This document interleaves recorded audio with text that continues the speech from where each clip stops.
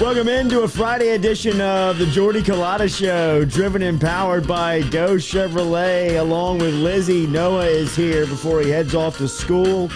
He'll be covering the LSU game for us tomorrow night in Tiger Stadium. Just about game day, boys, as tomorrow will be the day that we're out. We'll be at the tailgate at the Party Box. Be doing a live show. Maybe one microphone, maybe four. We'll figure that out the rest of the day. I'll see you on Saturday. Weather could throw a curveball at this thing. I'm not putting this equipment in harm's way if it's raining tomorrow. I'm also not doing a live show on campus if it's raining. The rain and the weather. I mean, I hate to be a prisoner of the moment, but I mean, this is unbelievable how much it rains. We hadn't played a flag football. We've only played one flag football game.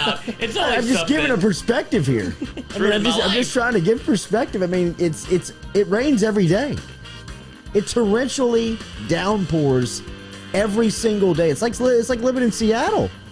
You got your 3 days. What do you want? You know what Baton Rouge weather is like. You got your fantastic fall week, and now it's back to what Baton Rouge does best: get real hot and rain. Mosquitoes, rain, humidity. The hell out of here. Pollen, flour. Joey Burrow might bring the sunshine this weekend as he comes in.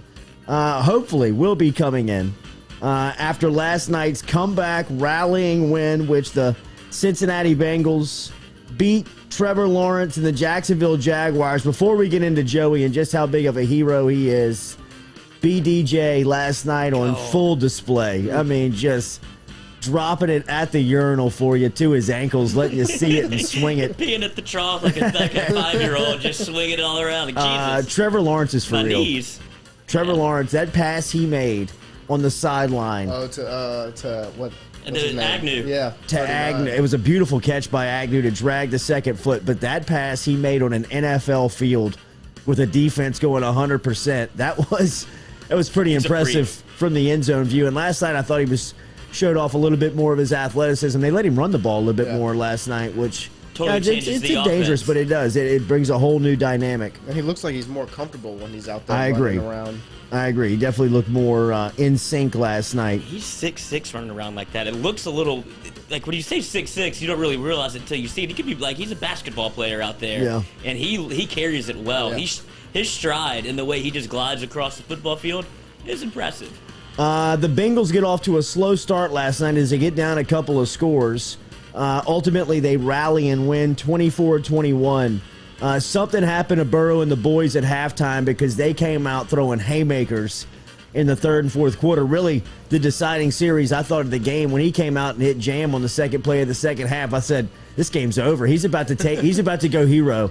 Well, yeah, that's exactly what it looked like. If you see what happened at the end of the first half, whenever Burrow was fading towards the sidelines, gets pushed, hits the other team's sideline and falls down, and he gets up and he kind of shakes himself. And it was very much shades of Auburn. Whenever he got pushed into the sidelines, got hit pretty hard, kind of late, and then after that it was on. I think he got pushed by Caleb Von Chason. 17 of 20 last night in the second half for Joey B for 253 and 2 scores. It was fun to watch, man. That was a fun Thursday night NFL game, which you rarely get, especially between the Bengals and the Jags. And listening to Joey's post-game sit-in with the NFL Network, he sat in with Joe Thomas, who, by the way, makes Joey look like a dwarf sitting next to him. Joey's still got the pads on, still got the shoulder pads on, sitting next to Joe Thomas, who's shedded probably about 65 pounds, 70 pounds since he's played.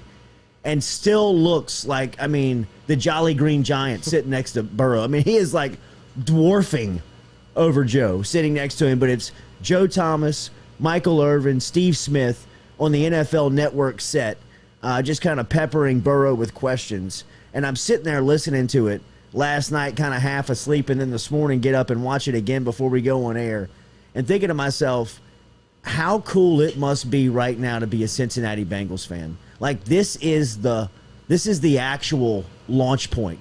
This is the point where you're like all in, full excited. Last year when you had Burrow and you knew he was playing well, you kind of knew at times you were like, man, you're playing with house money because they can't protect him. He's running around out there. He's getting crushed every time he drops back. at some point you think this thing's going to run out. But they're protecting him. He's throwing it around the yard. I mean, the things that he is saying into the public about the support for what Zach Taylor is doing, the belief that he has in the locker room, the love that he has for the city. I mean, if you looked around that stadium last night on some of the crowd shots, the amount of number 9 jerseys in Paul Brown Stadium was, it felt like what it would have looked like if Tiger Stadium, what Tiger Stadium looked like 2 years ago in 19. I mean, there are 9 jerseys everywhere. And if they don't have a 9 jersey, they got a 1. I mean, it is so cool to see where Cincinnati is kind of in the life of Burrow and the fandom of following him in the franchise, because doesn't it feel like it's not if, it's when this guy is like MVP status, Super Bowl contending quarterback, Super Bowl winning quarterback, Super Bowl MVP quarterback. I know that there was a lifeline in the NFL. There's a process that you have to go through to make all that stuff happen, but it feels like Joey's going to really expedite it, man, because, I mean, the message that he sends to the city, the way that he carries himself in that role, and just the player that he is an incredible time to be a Cincinnati Bengal fan. I can't imagine the amount of Joeys and Joliettes that were conceived last night. So many Joes. I mean, can you imagine the amount of Joes running around the state of Ohio a year from now? Like, I mean, think about 16 years from now when all like these kids are like coming up and they're like in high school. My name's Joliet. My name's Joey. My name's Joseph. Oh, Joe. My name's Joe. Yeah. You can call me BDJ. I mean, just my middle name's the Burrow. amount of Burrow, the amount of Joey love that state, that city, that surrounding area, hell, probably even down here in South Louisiana. It's probably going to happen in Louisiana. Well, I guess we would know about. We would know now. It's been a year, so it's probably a ton of Joes. I guess you could search like the database to see how many names are out there from 2019. But I bet there's a ton of Joes in Louisiana. It's incredible to watch, man. It's fun to watch. That was a fun NFL Thursday night game. Like we said, you rarely get that. Just in this coverage early on in the season is probably a better formula to get it, because most of the league still has fresher legs. I mean, nobody has fresh legs anymore after the amount of football that they've played. But last night watching Joe and the Bengals come back and beat Urban Meyer. It is a rough start to Urban Meyer's NFL life. I mean, watching him on the sidelines, you can feel the pain that he is going through, the agony that is just like stabbing him on every play. It was almost even in the first half when they were experiencing some pretty good success. Like, I mean, they were at times like beating the Bengals. They were just kind of like, like they were controlling the game. It was almost like he was a little too fragile to even celebrate. Like, when's the other shoe going to drop? Looking over his shoulder, like knowing that this thing's just not going to work out. Well, they said it in the booth. They're like, well, Trevor Lawrence seems to be handling this a little bit better than his head coach. Yeah. That's so Urban, and he's down in the same stance, hands on knees the entire game. It looks like he's about to keel over. After the game last night, Meyer said to the press, "It's devastating, heartbreaking." These guys usually, I'm not wrong about stuff like that. I just see a good team in there. I see good guys. I see good hearts. I see guys that work. And I told that I'm not wrong. I'm not wrong about that stuff. This team's going to win some games. Like, dude, Herb, buddy, this is tough, man. This ain't going to work out for you, man. Y'all could go over. You know what I mean? Like, you really could. I mean, I'm a believer in Trevor Lawrence. They have a pretty good roster, but they're not catching the breaks. Herb doesn't look like he's bought in, like he really knows what's going on over there. I mean, he's still kind of kicking and guessing, you know what I mean? Like, why did he go to the NFL and think it would be easier than college football? Why was he like, well, the stress of college I absolutely couldn't handle, but then you go to the NFL, and he said it himself, it's like playing Alabama every week. Like, what'd you think it was going to be like? What did you think? They're all Heisman winners out here. Have you ever watched NFL football on a Sunday, man? It was pretty good. You know, I mean, like, you had the number 1 pick in the draft. I mean, that should tell you how bad you are. It just, he looks like he just didn't have any idea what he signed up for. I mean, he kind of looks as if he was like, where am I? this isn't for me, man. I got to get back to somewhere where I'm a god. You know what I mean? Like, I got to get to a college campus quick. The USC job looks nice right now. I mean, jeez. Do you think he lasts more than this year? I don't. Like, Really? right now, I don't. You know what I mean? Like, it looks like this job is running him over. Like, I mean, it is. He just doesn't look like it doesn't look like he knew what he signed up for. It really does. Like, I'm not trying to be funny. I mean, when you watch him on the side, he looks so defeated even when things are going good. I mean, like, he took his headset off last night in the middle of the second quarter, and his hair was like kind of going the wrong way. His jacket was kind of disheveled. You're like, dude, this guy, like, he looks kind of like the drunk uncle at Christmas. You know what I mean? Where you're like, bro, come here. Get yourself together. Tighten up, dude. I mean, like, what's the deal, man? You used to be a gangster at these parties. Like, I mean, you used to be the hit of the party. Now you look like you don't even know what you're doing Still here. trying to you find got that balance two now. left shoes on, bro. Shirt's untucked, tie's done. I don't know, but I was gonna say he looks like a Wall Street like day trader. Like the amount of stress he's putting himself through. But he's got like bags under his eyes. He's just looking for his next fix. And he's like, Urban, you don't have to do this to yourself. I mean, play sheet in the back pocket, play sheet in his hand, just kind of like. And then you got Joey B with his hands in his pads over there just hitting the ball. This is over. I mean, Bengals fan, just like, oh my God, we're gonna be so good for so long. I mean, like, this guy is just. He sat down with Boomer Esiason yesterday on the NFL Network, and you could tell Esiason, who's probably a god in Cincinnati, was intimidated by him. You know what I mean? Like, Esiason was even like. Kind of like bowing down to him, you know, because Burrow's like sitting like hands on his, you know, like legs open, like hands on the, you know, like looking at Boomer's kind of like, geez, man, you know, like who's doing this interviews? I'm here, you. I mean, he's if you're a Cincinnati fan, it was just got to be a great time to be alive, bro. You know what I mean? I mean, you can feel that you were on the doorstep, you're on the launch pad of being great. It was so fun to watch him, man. I mean, did you have any doubt? No. When he came out and hit Chase on the sideline to start the third quarter, I said, he's about to go hero. I mean, they're definitely winning the game. You know what I mean? They're not losing this game. It was a testament of, like, obviously the Bengals. They both looked good in parts, but it's a testament. You're watching pretty bad football. Like, the amount of penalties that had to take place for the Bengals to get the ball back or to kind of get back into the game. Jacksonville had some bad holding calls, had to push them back. And Urban, when he has the ball in the 50, 4th and 4, to kind of put the game away, he decides to punt it to Joe Burrow. And it's like, what are you thinking, dude? What do you think is going to happen here? Setting this guy up. For him to be on the Thursday Night Football stage. That's exactly what he wants. It was great to watch him play last night. Don't forget daily down here at the Jordy Culotta Show. Our coffee is brewed in South Louisiana, Majestic Coffee, DeliciousSips.com. The water is brought to you by True Blue Water. That's TRU BlueWater.com. True Blue Water, TrueBlueWater.com.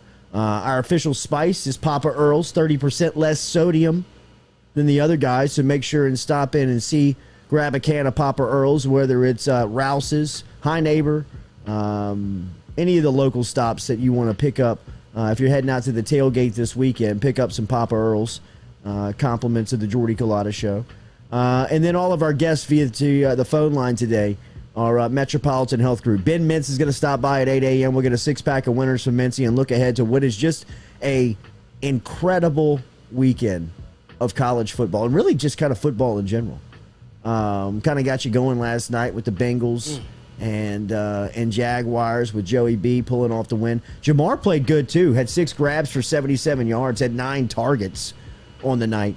And you can see they're working him into the offense more and more. Like the screens over the middle where he gets leverage on a guy and ends up turning him the wrong way just because, I mean, he is that good. They have to respect him going deep every play because they're terrified of him. Absolutely. So he's been able to work the middle a little bit, and Joe's looking for him constantly. Yeah. And I like that they move him.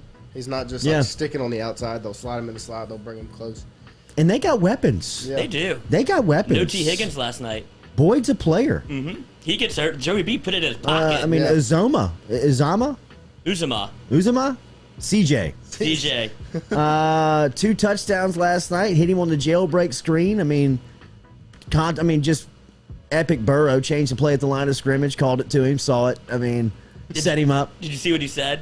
Where he's like, I realized that their defensive coordinator came from the Ravens. That's so right. in the back of my head, he goes, if they're running He knew zero, cover zero, they were going to blitz him. There's no way they're not blitzing. And he was yelling out, 0, 0, 0. And he calls the play to CJ. And CJ, they said, like, everybody on the wide receiver was like, are they running the screen to CJ right now? He's like, yeah, he's the farthest guy out there. Turns, throw, touchdown. You can't doubt Joey B. Can't.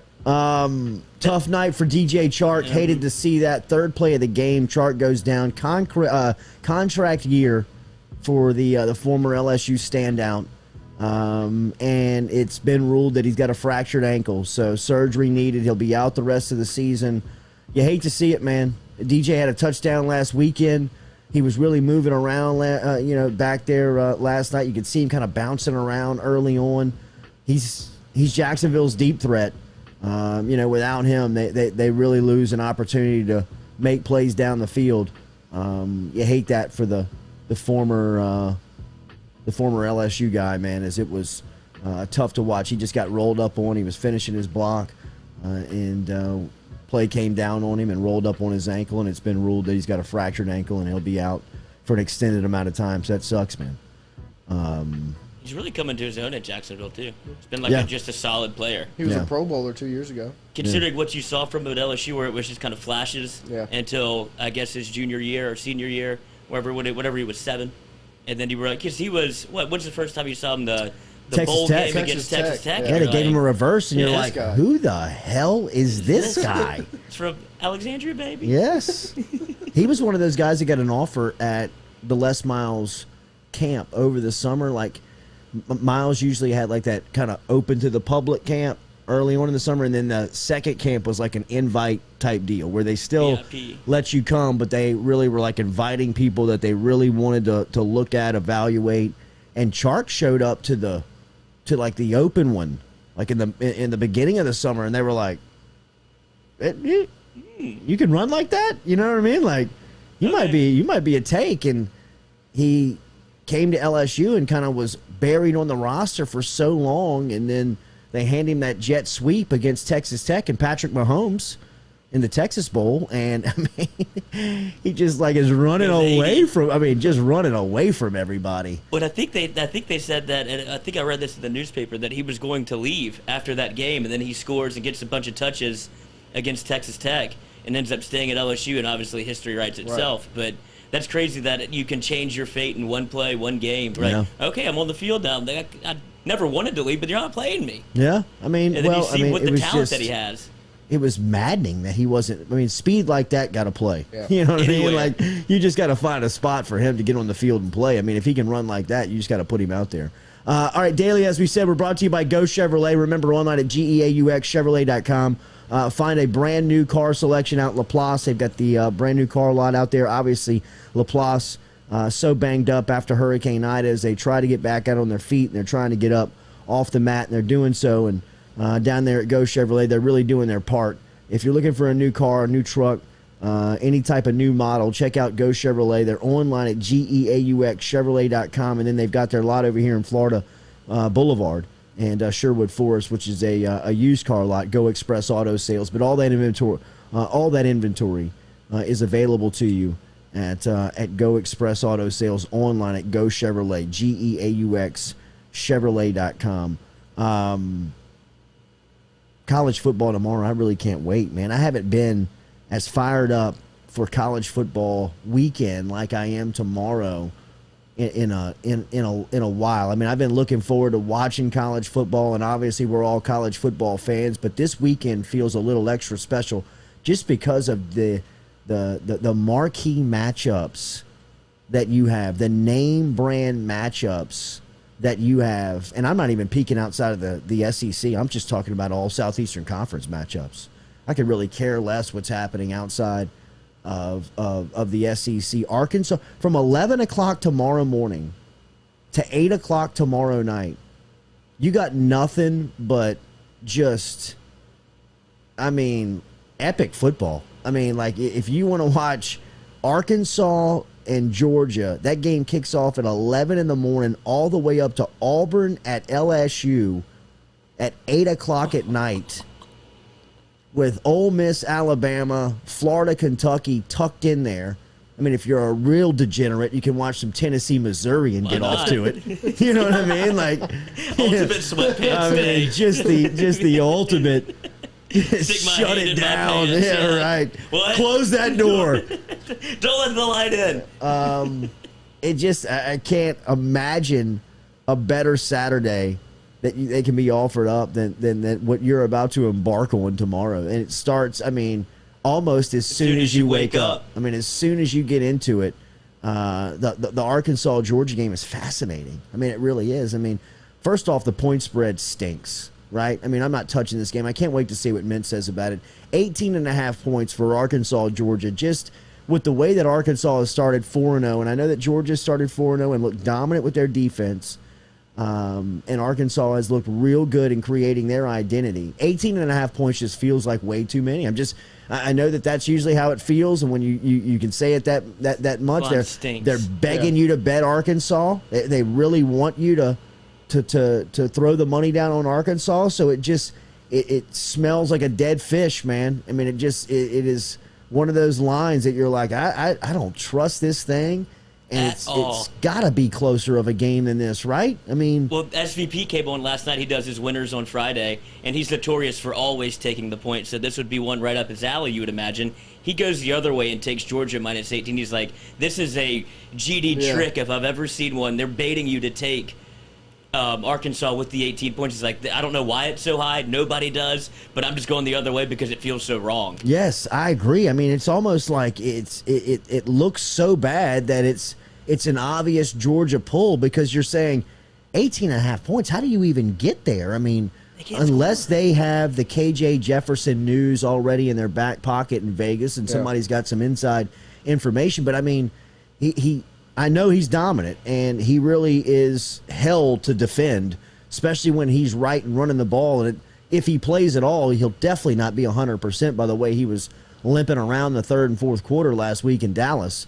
18.5 just feels like a lot. I mean, can Georgia, can they beat somebody that bad? I mean, they can score that much where they can pull away from somebody and beat somebody 24-0. I think they could. Yeah, I think they can hold somebody to 0 points. No doubt about it. Is what they're gambling on. Especially somebody's backup quarterback. Yeah, if Arkansas plays their backup, this thing should be 24, 27, 28. Like, because they're not going to score. From what I saw them play against A&M, that guy has no chance. He was basically thrust out there and say, "Go run the Wildcat." He threw I think he was 1 for 5 throwing.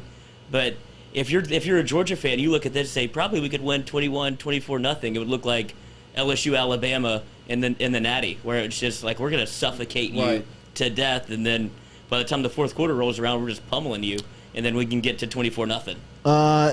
So you got Arkansas, Georgia there. That's going to be a great game when you think about just the matchup of defense, offensive line. I mean, just kind of an old school feel, and we'll wait to see what the status is of KJ Jefferson. Obviously, that 6'4", 250-pound frame coming downhill at you is something that Georgia, like we said, I mean, LSU kind of caught this a couple of years ago in their national championship run, and you'll see this along storylines of national championship teams. You've got to catch breaks, right? You've got to catch breaks along the way, whether it's something quirky happening during a game or something happening for you on the schedule. You've got to catch breaks along the way, and to me, this would be an enormous break for Georgia to catch Arkansas coming off of 2 real physical games, 2 out of the last 3 weeks for Arkansas, playing Texas and Texas A&M, now packing up and making a half the country tour to Athens, Georgia, and facing off against this defense right now without their top weapon in KJ Jefferson. And really, Treylon Burks was banged up last week, their star wide receiver, who's their biggest playmaker, and him being questionable or not full, 100% ready to go. That's a break for Georgia. And when you think about Georgia right now, they feel like alongside Alabama to be the 2 best teams in college football, to me, right? I mean, doesn't it feel like Alabama, Georgia, and kind of everybody else right now? And if those 2 teams are going to make a run, if that's going to be the national championship contenders, you got to catch breaks. And this weekend for Georgia would be a break if KJ Jefferson obviously can't go, and Treylon Burks, who, he's got 319 catches on the season, 2 scores. He had an electric score last weekend versus Texas A&M. It's just going to be an incredible matchup to watch. Start your day. Georgia's defense is averaging 5.8 points a game. That's what they're giving up. They haven't played anybody yet. They haven't played anybody yet, but I mean, they played Clemson. They're giving up less than 10 points. And I know Clemson is 2-2, and they look a bad 2-2.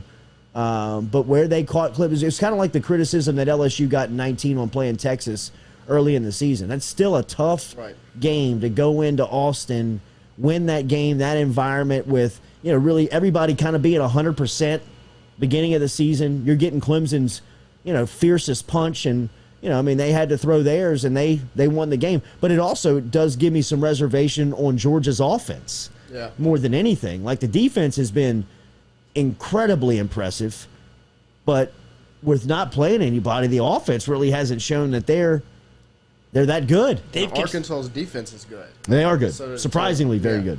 They've consistently reminded me of old LSU teams. Yes. Like the way Kirby Smart's constructed Georgia, where they have playmakers on the outside and skill guys on the offense, but the defense is so vaunted that they can't score any points. Yeah. And this is the wrong way to go in college football. They're zigging when they should zag, because I don't know how many teams you can stop like that when you run into, the powerhouse offenses that have been constructed. Because Ole Miss, Alabama, when they've pivoted, it seems like that would be the way to go. LSU even pivoted to where they're throwing it 50 times a game. So I don't know if you can win in this. It's certainly a different style you have to match up. It's almost like the triple option now, where you have to prepare totally differently. The over-under in this game is only 50.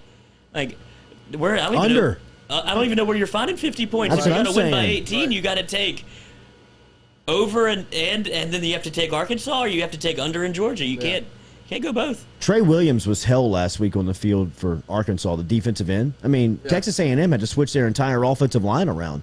They had to take Kenyon Green and move him to left tackle. Trey Williams is a problem.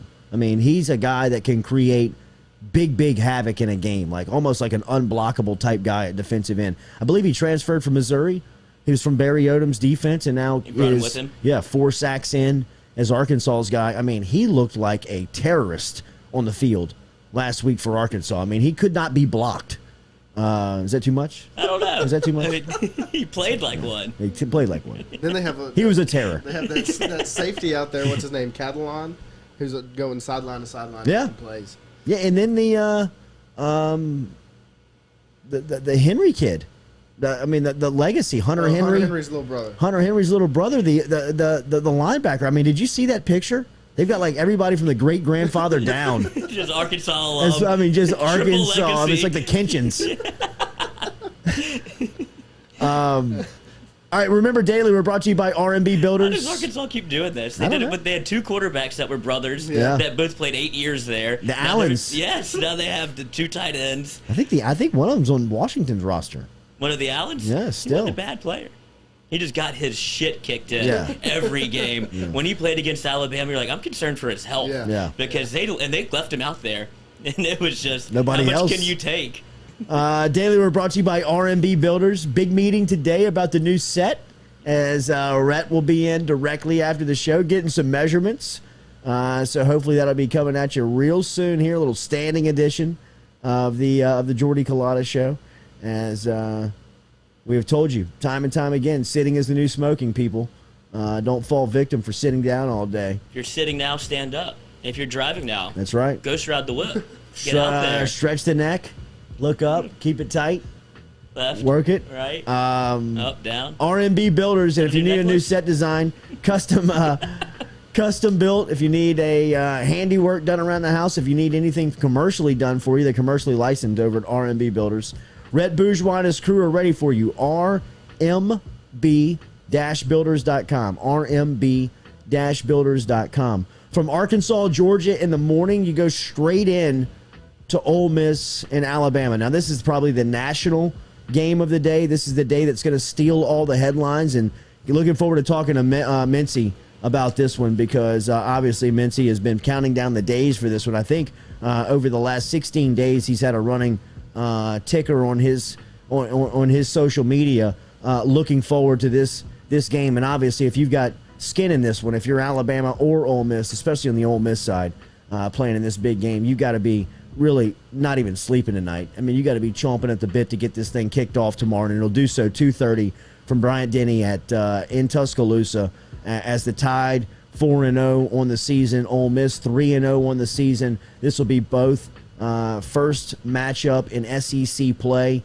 Alabama is favored by 14.5 points. This is another one that feels like a lot of points. Doesn't it feel like Lane Kiffin is going to get off the bus and drop 40? Like I think he's good for 40. I mean, Ole Miss right now is averaging 53 points a game. So, I mean, to me, Ole Miss and Lane Kiffin to me is worth 3 touchdowns alone. Yeah. Like he is going to get you 3 touchdowns. He's going to out-scheme you for 3 touchdowns. And then Matt Corral, the weapons that he has on offense, I think are good enough to really score against this Alabama defense as they showed their vulnerability in the swamp a couple of weeks back. And you got to imagine that Kiffin saw some of the things that Dan Mullen was able to do successful. Kiffin doing some of the things that he was successful against that great team last year in 19, growing on that Florida. A little bit. A couple of weeks ago. Yeah, that's what I'm saying. Yeah, Dan Mullen. What Dan Mullen was doing. It just... So I was checking the over-under at 79 points. Well, doesn't feel like enough. And Ole Miss scored 48 points on Alabama last year. Yeah. When Alabama was better than they are this year, and Ole Miss is worse than they are this year. And so, like, it just seems like it's matching up. It's a great teaser if you want to go ahead and grab 7 points on both Arkansas and Ole Miss and just bump that thing up another touchdown. But if you set the over at 79, that's Vegas saying we don't know. We can't put it at 85. Like we here, this is as high as we can go. If it goes over, it goes over. I bet it goes over. And I really do. And I think if it's a shootout, Ole Miss wins it. They could. Because if it gets into that type of ball game, I think Alabama wins it if they control it and keep it like kind of tempoed down a little bit. But if it gets into a shootout, and I mean, I think Ole Miss is. Well, the most interesting part about it to me is Ole Miss's defense. Yeah. Right? Because last year that was the part that killed it. Ole Miss scored 49, like you said. They gave up 63, 62. You know what I mean? There has been a huge emphasis on improving that side of the ball. And through the first 3 games, they haven't been tested like they'll be tested tomorrow, but they have passed a lot of the tests that they have gone up against. And they look as if they are much more skilled. They are much more SEC ready. They look like an SEC defense. Last year, they looked almost like an ACC, Big 12 type defense where you've got too many small guys, too many guys that can't run on that defense. Now, everybody can run. Everybody looks like they're physical. They're SEC style players, right? They're physical players. They fly to the ball.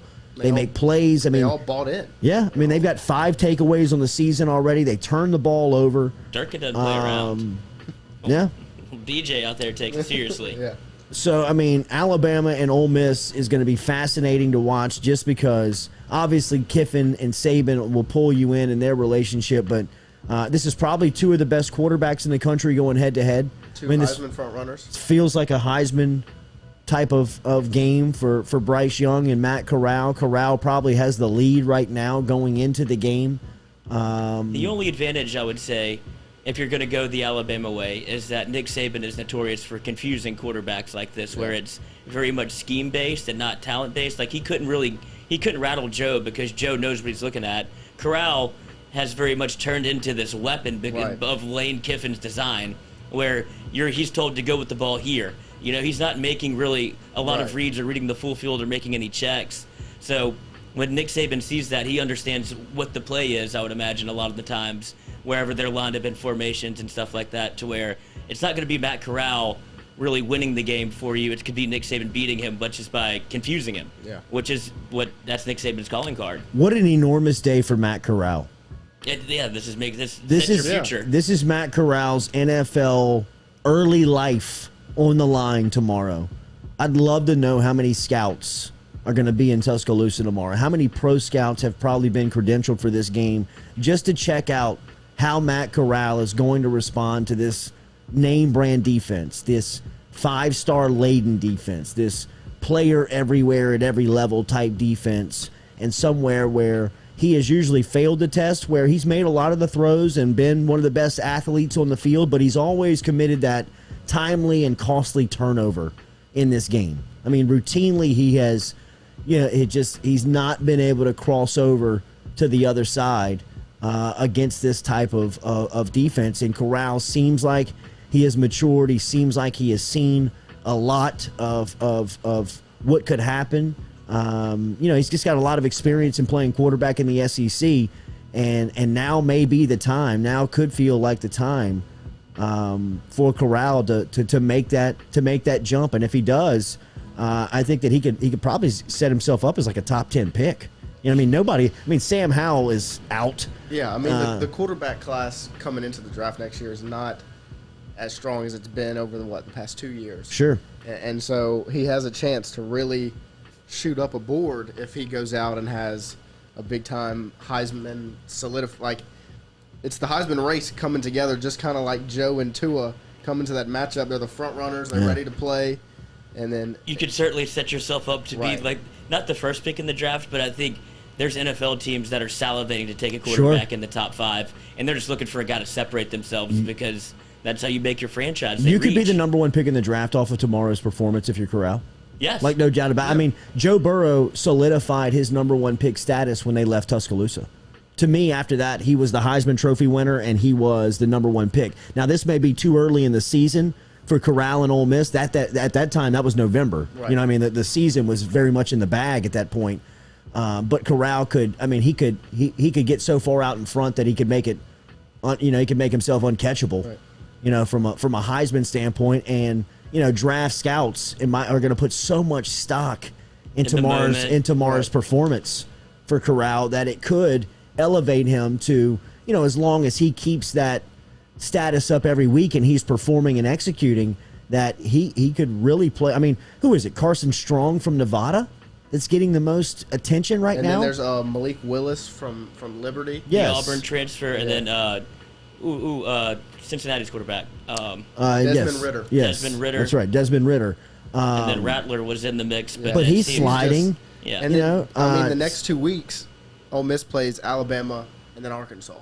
And so, these 2 weeks is where that happens. Yes. The next 2 weeks of Matt Corral's football life are the most important to him as far as his future goes. Yeah. Obviously he's playing for Ole Miss and he's concerned about the week-to-week effort, but these 2 weeks, next 2 weeks will be evaluated as heavily as anything that he puts forward to the NFL draft committee. I kind of feel like Corral is the wild card. Yeah. I kind of feel like he's the X factor. I kind of feel like he's the one that pushes Ole Miss over the top in this game because he is what routinely has been almost kryptonite for Nick Johnny Saban. Manziel. And at defense, a guy that he can run it a little bit. Yeah. Hell yeah, he can run it. He is a very, very good athlete.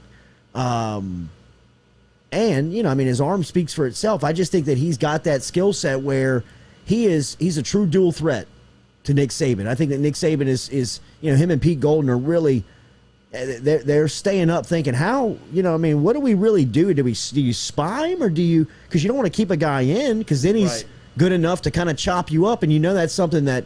Well, if you dedicate exactly, and Kiffin one defender to the quarterback, Kiffin knows every play to exploit a quarterback spot situation.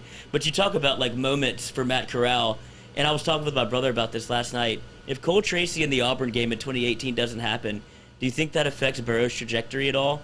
To where he got that final game winner, the first game winner under his belt, gives him the kind of confidence he can do it at LSU and in the SEC. Do you think that that's like a two ships passing in the night moment where if that kick doesn't go in, LSU doesn't win, they start to spiral a little bit, LSU doesn't believe in what they have in Burrow. It just seems like it's two paths that could have diverged in different directions. Burrow is too good to me to hide his talent forever. You know what I mean? I don't think that there's one moment that you can look back and say that was it. That was kind of the moment that you got him. I think he has been but that is the moment that we point to because it worked. That's his LSU moment. But, right. At some point he was going to pop. He's too good. He's he's too ready. He's too prepared for this. This is something that has been a lifelong ambition, it feels like. I mean, he is so prepared for the moment and so ready for everything that goes into being a franchise quarterback that, yes, I mean, for LSU, his moment started there. I mean, that's really where I think everybody was kind of thinking, wow, this guy is the trajectory. He's the guy. You know, I mean, that Georgia game, Oh, you know, man. and obviously the Central Florida stuff in 18, and then, you know, I mean, 19, he's the sheriff, bro. I mean, like, he's the best. Calling the shots. He is the best ever. So Arkansas and Georgia we've talked about, then Alabama, Ole Miss. Like I said, I think Matt Corral could be the X factor here, the wild card here. It will be tough for Ole Miss. This is Ole Miss's first true road test in over a year, and you're going into Tuscaloosa to play the number one team in a full capacity, type atmosphere. It's going to be very challenging for Ole Miss, but I think that, you know, Lane Kiffin is so ready for this moment. Matt Corral has seen and been through a lot. I kind of like Ole Miss to win this game in a close one. That would be a hell of a sprinkle on the money line if you can find it. I'm sure Mintzy in their sports book would let you get a little money line taste, but if you can ever pop on a 14.5 point spread and you just sprinkle a little on the money line, you would be rolling in it.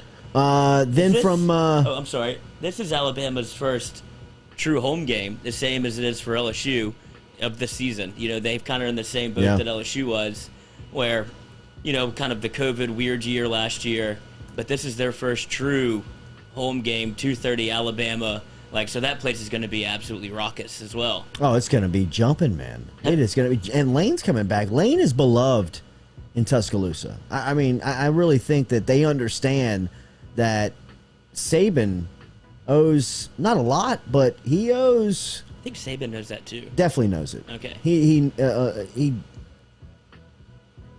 acknowledges that the majority of Alabama's success post this offensive explosion, you know, I mean, the character that you can point towards and say he's the one that really kind of opened our eyes to that would be Lane Kiffin. You know, that's like their Joe Brady a little bit. Yeah, sure, absolutely.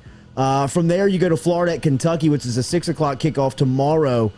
Florida is favored by 8 in this one. This is a huge game for Mark Stoops and Kentucky. Stoops is 1-7 against Florida. This has kind of been the beast of the East for Kentucky, as they are 3-1 right now. They are in the top 10. Excuse me, Florida is 3-1 right now, and in the top 10.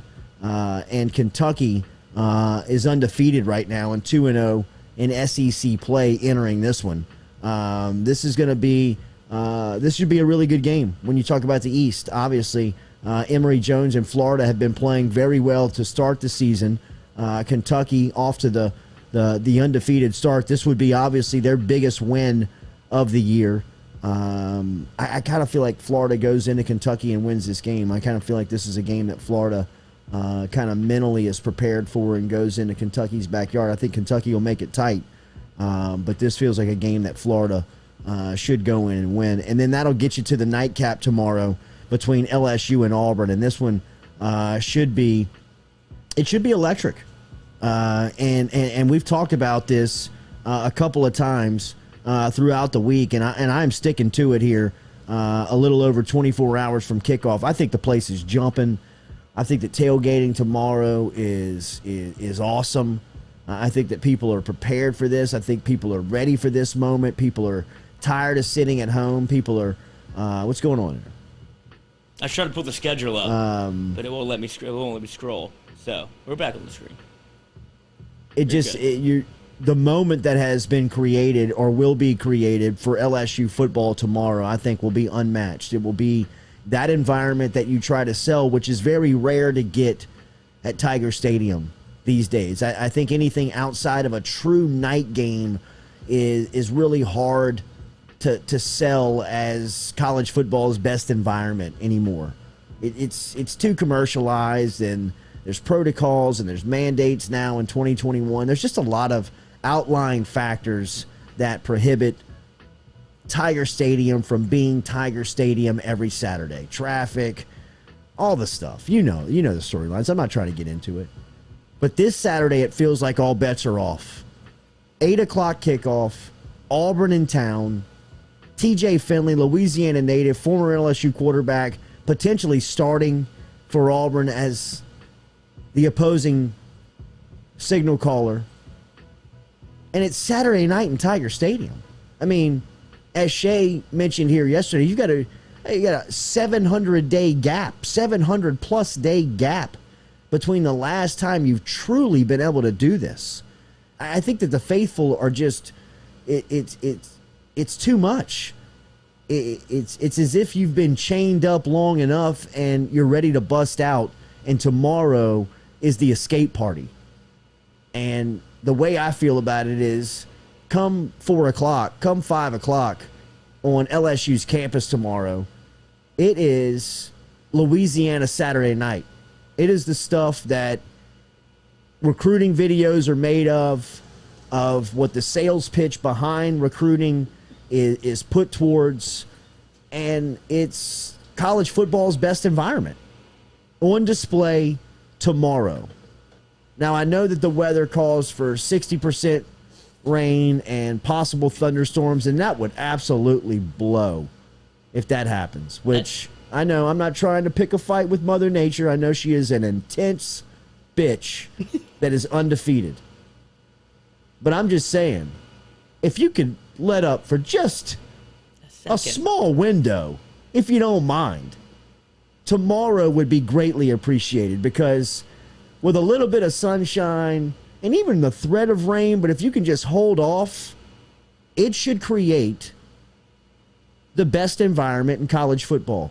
College football's best home field advantage should be in Tiger Stadium tomorrow night. I expect it. I don't know why. I just got the feeling like it's going to happen. I've had more people tell me that they've been offered tickets, parking passes, suites, club levels, all of that stuff. I hate to hear it, but until I see it, I ain't believing it. I think that they're out 103,000 strong tomorrow in the stadium for kickoffs. If it's a good game, you may even be looking at a 95,000 plus attendance going into the middle of the third, fourth quarter. It's a Saturday night in Tiger Stadium. You haven't had this in over 2 years. You may not get it again from 2 years from now. So that, first and foremost, in my opinion, sets up to be just epic in its presentation. Now, once it gets on the field, look, I think that this is an LSU-Auburn game. I mean, go back and pick out whatever story you want. I saw that the guest captains for tomorrow include Troy Twilley, who was a part of that 1995 game that brought back the Magic, and he was the one that intercepted in the south end zone to secure LSU's victory. Jamie Howard was carried off the field a year after throwing the 4 interceptions on the Plains. I mean, just the barn burning behind LSU in 1996 to the cigars in 99. Cigars in the last time that Auburn won here in 1999, to the earthquake game in 1988, to the picked up flag on the personal foul and the pass interference on Early Doucette in 2006, to Ronnie Prude being called for jumping over the defensive line on a field goal attempt.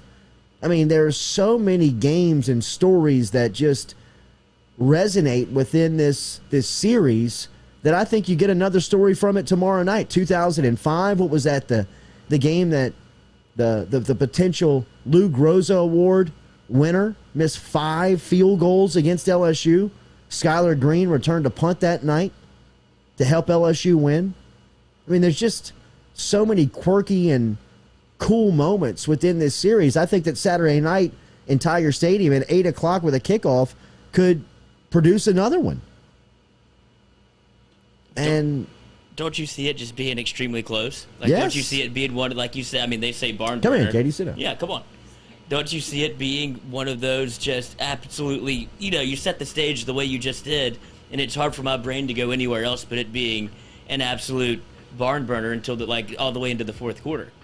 Like, it just seems like it's going to be one of those atmospheres, very tense, very tight, very almost down to the wire last play. And if you're LSU, you got to feel very confident with who you have, when toe meets leather. Demetrius Byrd moment. I don't know how I left that one out. I mean, there's just so many. There's so many moments So I'm saying the series from is this nuts. series. Carpool Queen, how we feeling? Hey, good. Sick sweater. I know. I got my Tigers on. See? All right. For Joey B. Right? Just for LSU, but sure. Also for Joey B. I did watch that game. That was pretty phenomenal. I had no faith in the first half. I was like, don't ever lose faith in Joey B. I did though. I was like, man, Trevor Lawrence is showing why he was a first round pick. I mean, there he is. And then David's like looking at me like side eyeing me, and then I'm like, okay, I was dead wrong. Trevor Lawrence has had a 10-point lead, a double-digit lead on Joe Burrow 2 times. Oof. Really? And has won 0 of those games. Yeah, it's weird. I mean, They have to. Trevor Lawrence has to hate him. Got to. I mean, Because he's a competitor too. You could see it. You can see it running out there. He is. And Burrow is just. All right. Good for you. Nice little drive you put together there. I'd hate to ruin it. Yeah, right. You can tell he's got a little daddy ownership over him, in his head. But that was fun to watch. But tomorrow night in Tiger Stadium, it is a 60% chance of rain right now. Never. And I know. What happened to never? That could obviously put a damper on the day. That would totally kill my vibe, if I'm being honest. Call Steve and see. Steve let's see can what, tell us. Let's get Steve in here. Yes. It's rain. Okay. I mean, tired of this. It is crazy, man. It's got to be, aside from like natural disasters, hurricanes, and all of this, I bet he gets hit up for weather games more than anything else when it comes to like his job. If it's not like actually serious, but I'm sure he's like, oh, so what's the, gets the phone call, what's the weather on Saturday? He's like, I don't know, dude, I'm going. If that's any merit. Are you Bluetoothing? Well, I'm just asking if he's around. Okay. Awesome. around. Maybe it'll hold off though. Hopefully. The rain. Hopefully. I haven't looked at a radar. Just Not the good. old Apple Maps. Not good. Apple telling me that it's 60%. Not good right I now. know, y'all. 56. But that's okay. I mean, We've that done means Auburn there's in the rain before. 44% chance it doesn't. Get your give me your favorite Auburn LSU moments inside of the bunker. I see some people talking about the Flinda Bird catch. Andrew Messina was talking about that one. Another brilliant Les Miles clock management. Glad it worked out though. Yes, that was the ultimate Les. If that doesn't work out, does he get fired then? Hopefully, but I thought that he would have been fired for the Tennessee and Ole Miss debacle. Really, I mean, which he should have been. He should have been fired in Oxford in 2009 when he flubbed the clock and then tried to blame it on the players. I mean, and Michael Cobble has the video of him telling him to spike the ball. Don't get me going. Barn burning game was a great one. Troy Twilley, as we said, the guest captains this weekend. Troy Twilley is one of them. He was the 1995 hero. Rudy Niswanger is going to be in as well. Anthony Johnson, the Freak, is going to be a guest captain, and then Thorold Simon, the star cornerback out of Eunice, will be here as well. Ben Mintz from Barstool Sports will be here in a couple of minutes. Remember, your tailgating headquarters this weekend is A-Bear Specialty Meats.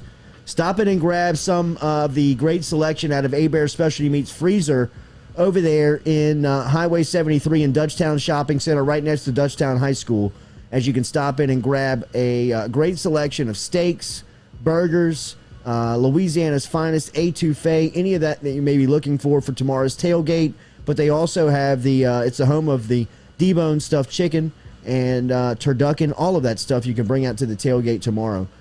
Make your great selections online at abearspecialtymeats.com or stop in and see them on Highway 73 if you're heading to the game tonight, tomorrow, or even Sunday as the Saints are back into the Caesars Palace Superdome for a tilt versus the Giants. If you're making the quick turnaround, stop in and see them. Are you making the quick turnaround? No, I'm not. No chance. No way. That would be quite a weekend. That 8 o'clock kick into the. All right, let's go Bluetooth here to Cap real quick. All right. You were connected, sir. Weather. Have you ever done the LSU night game Hell to Saints yes. afternoon game? It is a whirlwind. It is. It is 4 a p.m. whirlwind. comes quick, and you're like, I gotta go back to Baton Rouge. We I piped think. up here? Oh yeah. Hello. Doc. Hey, Jordy. Good morning. How are you? We are live. Good to talk to you, sir. Good to hear from you. Real quick here before we get into the weekend, this amount of rain, Doc. I mean, I was talking to the officials over at Traction, the flag football. Another flag football game delayed last night and suspended due to weather. You were talking record-breaking stuff a couple of weeks back when we talked. I mean, how bad is this rain season? Yeah, it's ridiculous. Hashtag ridiculous. Yeah, so September made it. Homework sucks, let's be honest. That's right. It is like that.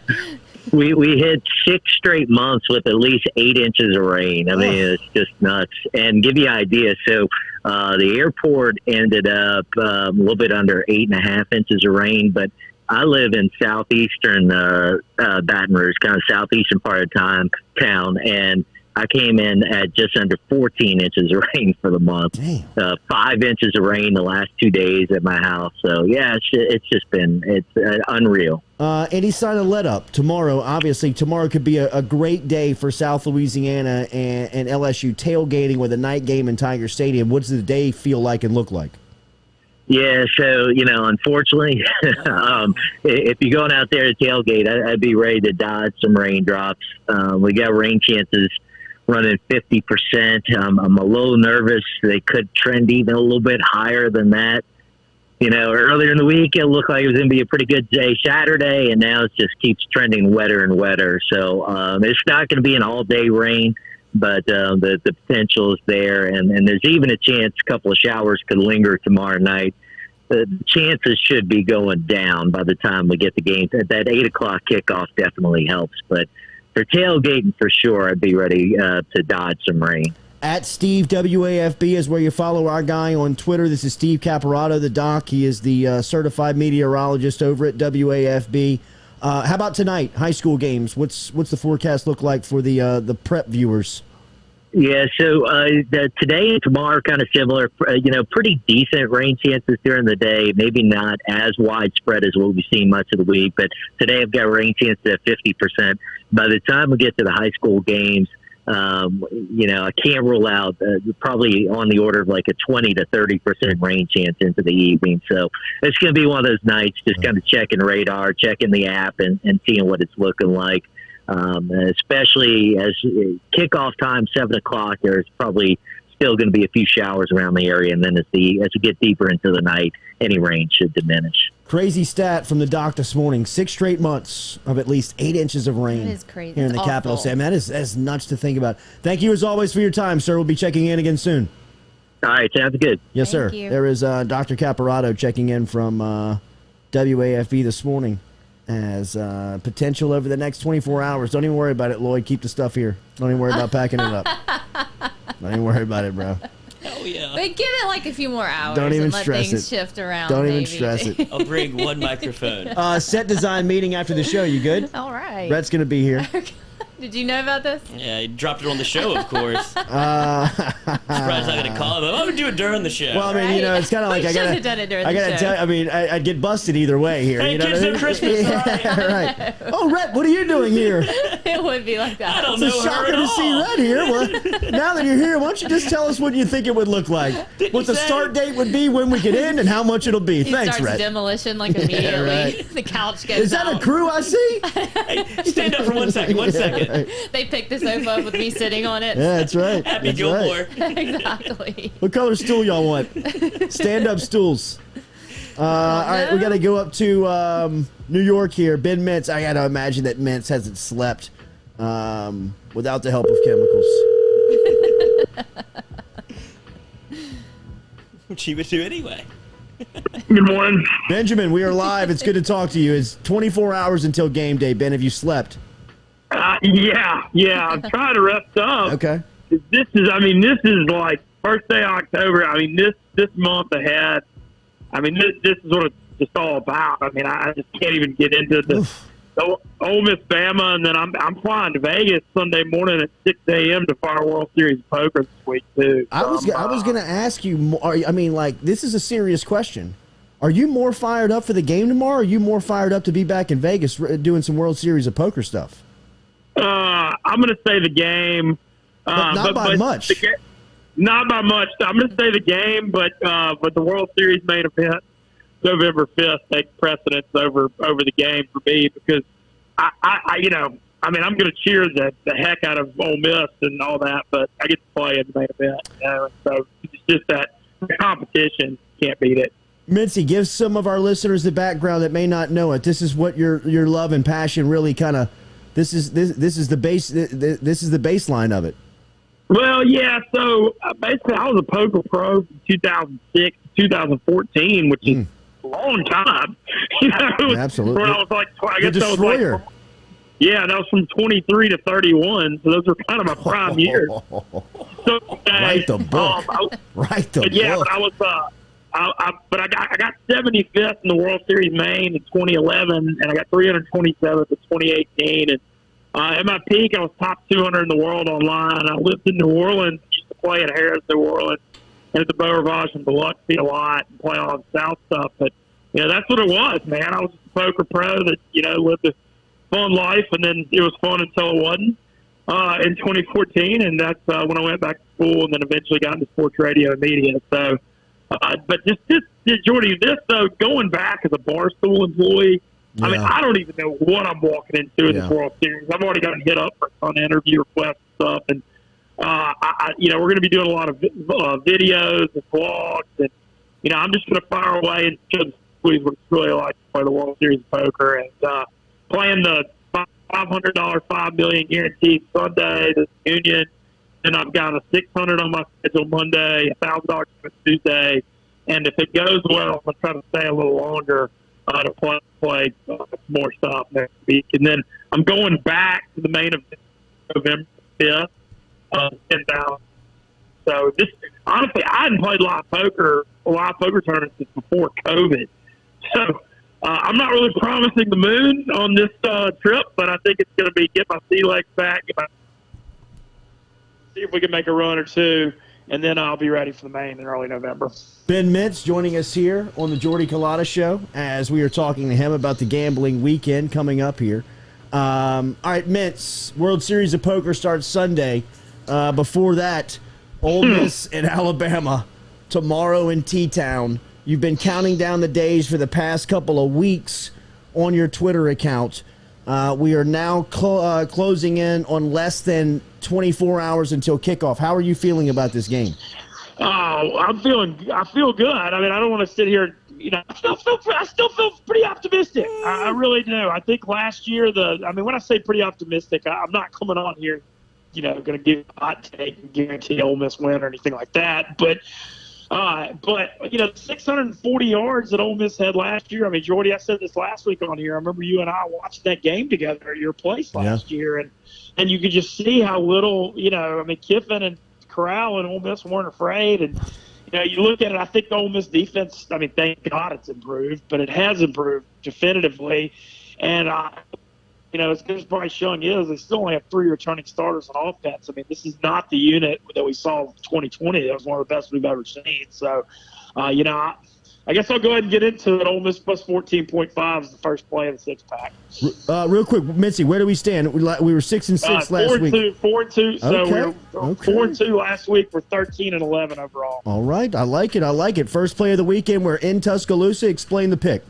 Okay, I'm taking Ole Miss in the 14.5. I think that's just a ton of points here in a game because I think Ole Miss you looked at Bama against Florida. I mean, they're still Alabama. I'm not going to sit here and dog on them, but they look mortal. I don't think this is the team we saw last year, and I really feel like Ole Miss. They proved they could move the ball on them last year. Matt Corral was red hot. Benny. Benny, hold tight. You're falling out of a cell area here. Subway? Let me see if I can clean you up, or we might have to call you back real quick. Okay. No, you're good. Great. All right, go ahead, Matt Corral. I just don't think Corral has that experience against Alabama. I don't think they're going to be afraid of him or anything, and I really think Ole Miss's D's improved a lot. The problem is I don't know if Ole Miss's depth on D, like third, fourth quarter, may be tough to get stops late in the game.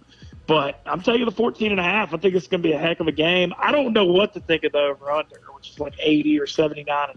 I don't think I can't take over there. It's too much. That is a lot of points. That is a ton of points. I think that Matt Corral is the wild card in this game. What do you expect from him tomorrow? I feel pretty good about it. I think he just really has good command of the offense. I mean, I know that last year he had the 4 interceptions the first half against LSU, and then he had the game at Arkansas, and he has to take care of the football. I mean, there's no beating Alabama on the road if you turn the ball over 3 or 4 times. It doesn't take a rocket scientist to do that. But I don't have any reason why I shouldn't have faith in him at all. I think he's – I think he knows the offense. He's got the lightning quick release. He knows where to go with the football. It seems like he's really reading defense as well this year too. So I have not played Alabama yet, but I'm going in with cautious optimism here. Kiffin seems very relaxed heading into this game. It seems like he has been counting down the days to this like you have. I think he is good for 3 touchdowns alone, just as a schemer. They're averaging 53 points a game on offense going into the matchup. What type of effect does Kiffin have on this one tomorrow? Oh, I mean, you got to feel great about it with him, knowing so much about Saban too, and just what works and what doesn't. And you could just tell last year how annoyed Saban was having to deal with this. And we always talk about the Alabama. I mean, the up-tempo, wide-open spread offenses is really the only way to beat them. And through the years, I mean, Ole Miss scored 40 points or more 3 times in the last 6 years, in 15, 16, and 20. And so I think the fact that Ole Miss has had some success against them too, I mean, I think Kiffin does have quiet confidence. The Kiffin-Michael Wilbon stuff was interesting. Yes, it was. But, I mean, that's just Wilbon. I mean, that's just weak. And, Jordy, you see this all the time in media, man, these weak, older guys that, how much college football do you think Michael Wilbon's watched this year? An over-under of like 4 hours, 5 hours maybe? Right. These guys that have been in the business so long, they just have to have takes and stuff. But, you can just tell when they talk about it, it's not the real passion, Absolutely. All right, from Tuscaloosa, we'll get back to that one before you get out of here. Where are we going next? Okay, next we're going to start tonight. I think we got a great opportunity to go against a very overrated Iowa Hawkeye squad that's in the top 5. They're traveling to Maryland for a Friday night game. Iowa's favored by 3. Maryland's going to win this game. Iowa, they're getting this huge ranking because they beat Indiana and Iowa State, but Iowa's still very weak on offense, and they're tough as nails at Kinnick Stadium. That seems like a place where offenses go to die. But Maryland, Tua's little brother and Raheem Jarrett, those guys in this passing game have a great passing game, a lot of speed. I think Maryland, we've seen these home underdogs in these primetime night games bark, and I think Maryland wins this football game tonight. That's my first play. Maryland winning the game for a Friday night tilt. Where are we headed next? We are headed to Saturday. We're actually going 4 college, 2 pro this week. We've already done Ole Miss plus 14.5. That's the second one. Third one, we're heading to Fort Worth, Texas. And Texas TCU, I feel like how many times have we seen this exact same storyline going into this game? Now Texas is back after they scored 70 against Texas Tech. They made the quarterback switch to Casey Thompson. Blah, blah, blah. TCU always gives Texas problems. I think they're, like 7-2 in the last 9, something like that. I mean, it's just TCU lives to beat Texas. Gary Patterson has their number. Last week I went against TCU on here with SMU knowing that was a rivalry game. But TCU, another one of these schools that just flourishes an underdog and struggles as a favorite. TCU Horned Frogs plus 5.5 as a live home underdog against Texas on Saturday. Love it. Where are we headed next? We're actually headed to Baton Rouge, where I got burned last week going against LSU, and I'll admit it publicly. I was wrong. I'm happy to be wrong. I love seeing Mississippi State lose and Walker be miserable, but I was wrong about that game. But this game, I'm taking LSU by 4. LSU's unranked favorite over a ranked team, which is something I look for a lot. But the main thing, LSU Death Valley is going to be freaking rocking Saturday night, coming off that win, 8 o'clock kickoff. This Auburn quarterback situation is a mess. I mean, I like TJ Finley as a human being, but 11 months ago he goes to Auburn and LSU loses like 53-8 or something. And now 11 months later, he's running out the tunnel at LSU playing for the other team. Wow. Yeah, I mean, that's just a crazy story. But either him or Bo Nix goes. I think either one's going to be shook by this crowd. I don't think Auburn, and I've said it before. I'll say it again. I don't think Brian Harson's a good foot. I thought it was a horrible hire when they made it. And nothing about that performance that they got lucky to beat Georgia State last week showed me anything different. So banging LSU by 4 at home in the rowdy crowd in Death Valley. And, kind of hope LSU does get it going here. I mean, I know they only lost week 1, but, I mean, still a lot of season left to – that was a good win and start last week, I thought. One of the storylines we hadn't talked about is Auburn firing their wide receivers coach, Cornelius Williams, after the game on Saturday night and elevating a analyst, Eric Casso, to the new wide receivers coach. He's the former offensive coordinator for Harsin at Boise. He's the guy that was calling plays for them at Boise. So now he's got Mike Bobo in there, who's got his own, I'm sure is very headstrong. His own agenda. Right. And now he's bringing in his former OC and elevating him while, really crushing the dreams of Cornelius Williams ever getting another job. I mean, if you fire somebody in season like that, that is tough to rebound from. All right, so Auburn and LSU, he likes LSU there. Where to next?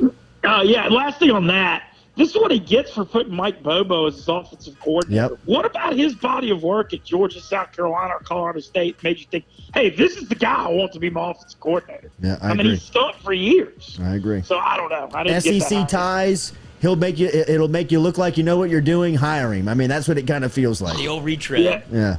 Yeah, but it was weak. All right, so that's my 4 college plays.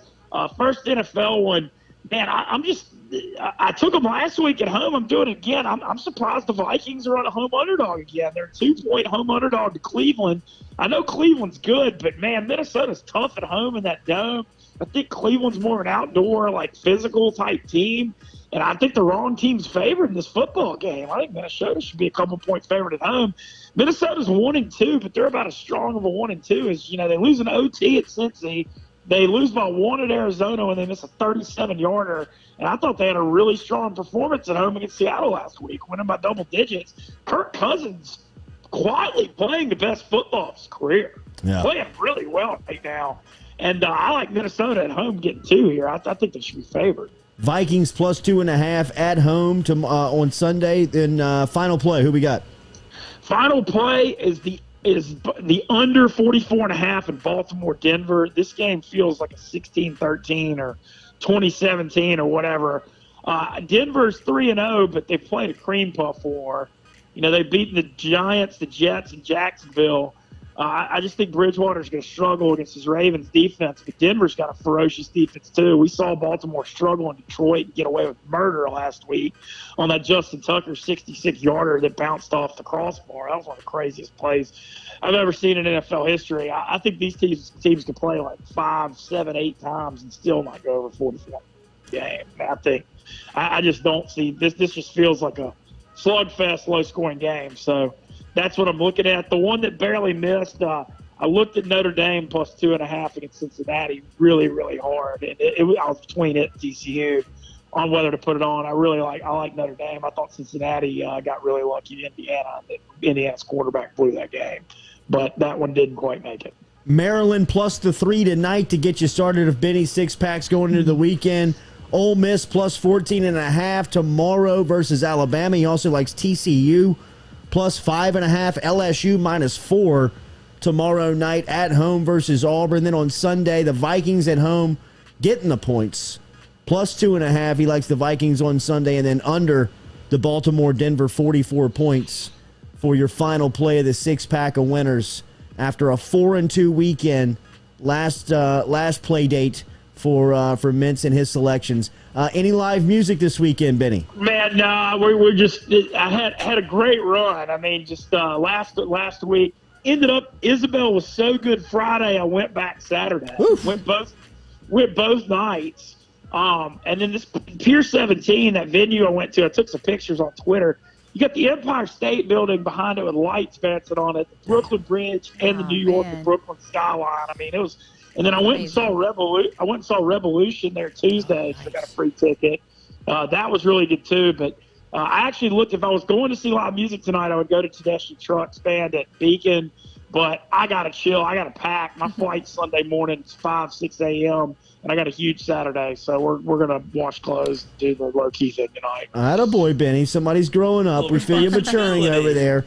So how do you take in tomorrow's game? You doing this with the fun house? Man, we're doing a huge – so I actually, to be transparent, I was supposed to fly to Vegas Thursday night, and I moved it to Sunday morning to be on the stream tomorrow with Dave and Big Cat, Casey, and Walker. We're having one of our biggest streams of the year because this is the best. Look at the Saturday. I'm telling you. This is the best. I mean, even we didn't even Cincy, Notre Dame, UCLA, Arizona State ranked matchup, Baylor, Oklahoma State, LSU, Auburn. I almost took Florida. By the way, another one I forgot to mention. I like Kentucky +8. Okay. Big bet. It's home underdog. I like them in the points. That game, Arkansas, Georgia, top 10 battle, Wisconsin, Michigan. I mean, this is the best Saturday so far of the year by far. So I'm looking forward to the stream. There's no college football show for Barstool tomorrow. Or there is a show. I'm sorry. There is a show, but it's not live. They're not going on campus tomorrow. How's Playboy Marty? That picture that surfaced of him last week my man looked like he is living NYC. Looked famous. He did look famous. Oh, yeah. He looked famous. And hey, and shout out to, I went by Legend. I've been hearing from all the LSU people that Legends in Manhattan was the spot to watch LSU games. It lived up to the hype. It was wild in there. It was really fun. I saw some Louisiana people that recognized me. But they were playing neck and they were playing the Tiger Rack before the fourth quarter. And, I mean, you got the LSU game day experience in New York at Legends. It was as advertised. Marty's doing great. Be on the lookout for something from me and Marty coming out Saturday morning too on social media. We spent some time on something this week that to commemorate because I'll mention it. 1 year anniversary of the Kentucky video in the Garden District this weekend. Wow, is this the 1 year anniversary? Yeah, it's Ole Miss Bama. Can you make this stuff up? Lord, Ole Miss Benny. money line. Broadway Benny, baby. Broadway Benny. I mean, Yeah, just man. amazing how the stars have aligned, bro. It's wild, man. It Just is in the Garden nuts. District, being an idiot, yelling the hottie toddy, and yeah, man. It's the whole thing's pretty crazy, but just trying to hold on tight, enjoy the ride. Then I look at the rest of October. I mean, WSOP, I'm trying to get to LSU Ole Miss really hard in Oxford. I don't have a yes or no on that yet. I mean, I also really want to do New Orleans Halloween so bad, but I don't know yet. I feel like I'm going to either do LSU Ole Miss or New Orleans Halloween. And then I'm going back. This is my first of 2 Vegas trips, going back to the main event November 5th. We're about to turn this thing up big this next month. This is big month. New Orleans Halloween, is this Panic at UNO? Yeah, it's thought. Oh Well, the thought was I wanted to go see Arch Manning on Friday. I want to go to Cincinnati, Tulane Saturday with Cincy being top 10. Saints hosting the Bucks, 3:25 Sunday. Brady in the Dome on Halloween Sunday. 3 nights Panic, UNO. My Morning Jacket shows Sunday night at Orpheum. Jesus. Galactic's got a huge Halloween thing Friday night, the 29th. Stuff. Wait, are you sure My Morning Jacket's still playing? That didn't get canceled? I'm not sure. So I know Panic's still it might playing. have. I mean, just a sharp pin to the balloon over there, Carpool Queen. I'm sorry, but No, I mean, Lord. that's what I mean. I really tickets for enjoyed it another with night. Jay, but I would never miss the Panic Halloween. yeah. But no, it's just like that Halloween, especially with back to boot shirts and selling well too. I really need to get to New Orleans really bad. So trying to make that. I want to be 20 places at once. Best live venue in the world, Lakefront UNO. Are you serious? I love it. It is. It gets old I school. thought you were kidding. It is indoor. Thank you. Benny, have a great weekend. Have a great flight out to Vegas. We'll talk soon, bro. Go get them. Let's go Rebs. Hotty toddy, baby. Later. Money line. That would be Mintz. fantastic. God, that would be great. Seems like the stars are aligning. Are you roll tide this does. weekend?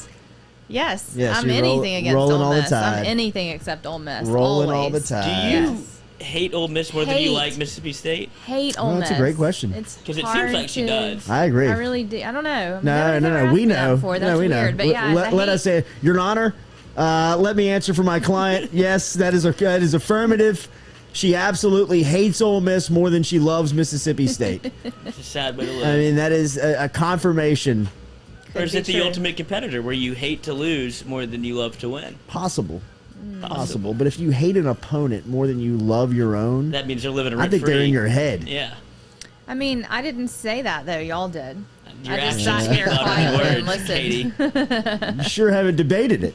I haven't. Because the hate is deep. It's deep in my bones. So. Brandon Hollingsworth says Mincy's journey is insane. It has been nuts. It's been nuts. I mean, to think that was 1 year ago where he is yelling into a Garden District television, jumping at Lane Kiffin, beating Kentucky, and yelling how much he loves Lane Kiffin, and Dave Portnoy seeing that video and sliding in Mintz's DMs, and the next thing you know, he is a employee at Barstool Sports and then quickly becomes, in my opinion, one of the most popular hires that he's made in the last 3 years. I mean, he has been he's been a home run. I mean, he's been a home run. I mean, the college baseball stuff, the after dinner mints, the gambling stuff, his personality, the way that they really kind of play off of him.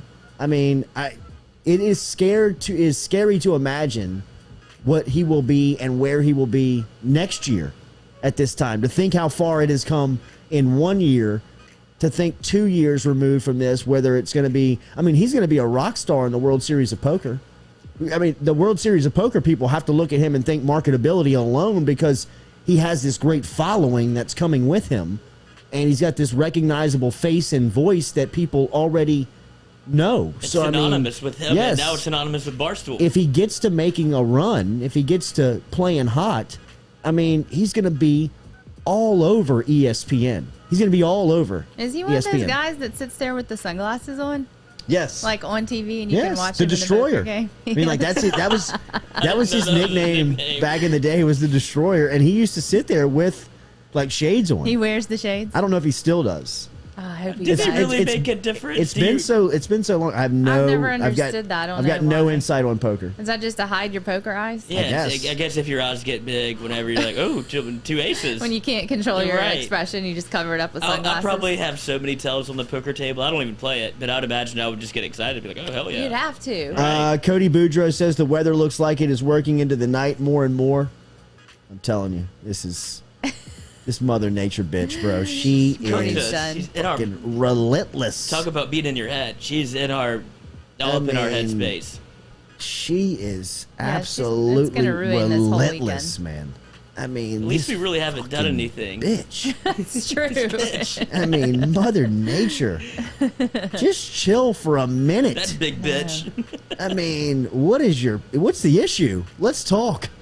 I mean, can we talk first? Is it still doing this today and tonight? Are we having rain like all day and night? We've got Episcopal's homecoming game tonight. That's probably going to be ruined. The dance ruined. Tomorrow night. Ruined. What, do they dance outside? Well, you have to now. I mean, it's like at the field house, so it's partly inside, but the rest of the dance is out on the terrace. That's where they've done prom. That's where they've done everything since COVID. No. Because you don't have to wear a mask outside at school. So, like, they want so to. you can touch lips. So they can, yes. Okay. So, stop. This is our first homecoming. I'm freaking out a little bit. She got a date. That's all you really need to worry about. Is make sure you get a date. Yeah, right. And if you go stag, go in that thing. Yes. Be the star. Absolutely. I had tickets to Who are you Band with? of Horses tonight Myself.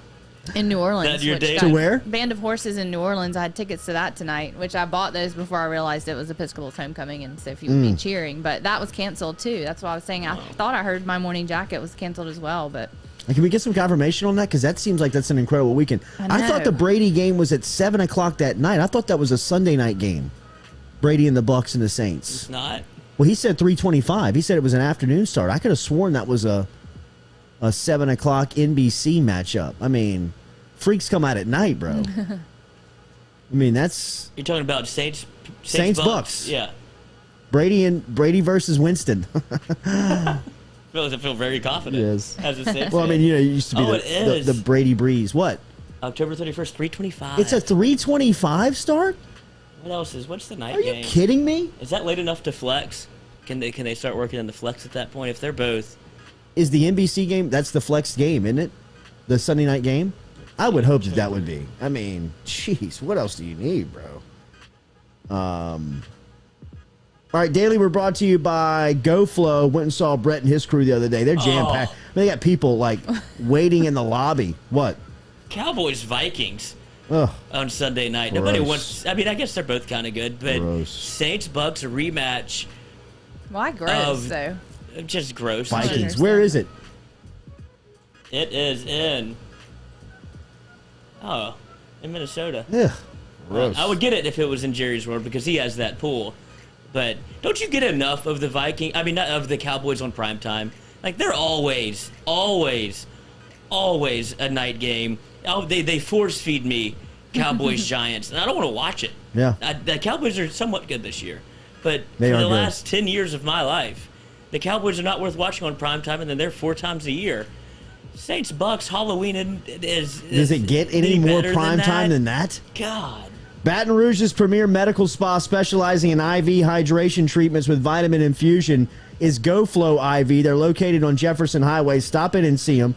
They have memberships available to you, 3-month, 6-month, annual memberships. They can help you, as we have always told you, with dehydration. If you're suffering from dehydration, get over to GoFlow. They can help you with that. Skin, hair, and beauty care, athletic performance. If you're looking for illness recovery, a hangover cure, if you're looking to get a little bounce in your step for tomorrow's tailgating, trying to dodge raindrops, maybe they have a cure that can keep you dry. Chronic illness, GoFlowIV.com. Check them out online, GoFlowIV.com. We get the latest from Hollywood from Nathan Velasquez coming up here next as Nate will check in and give us some of the what's going on in Hollywood, in and around Hollywood. We'll talk to him about the strike in Hollywood that is coming. I believe that's going to be voted on today.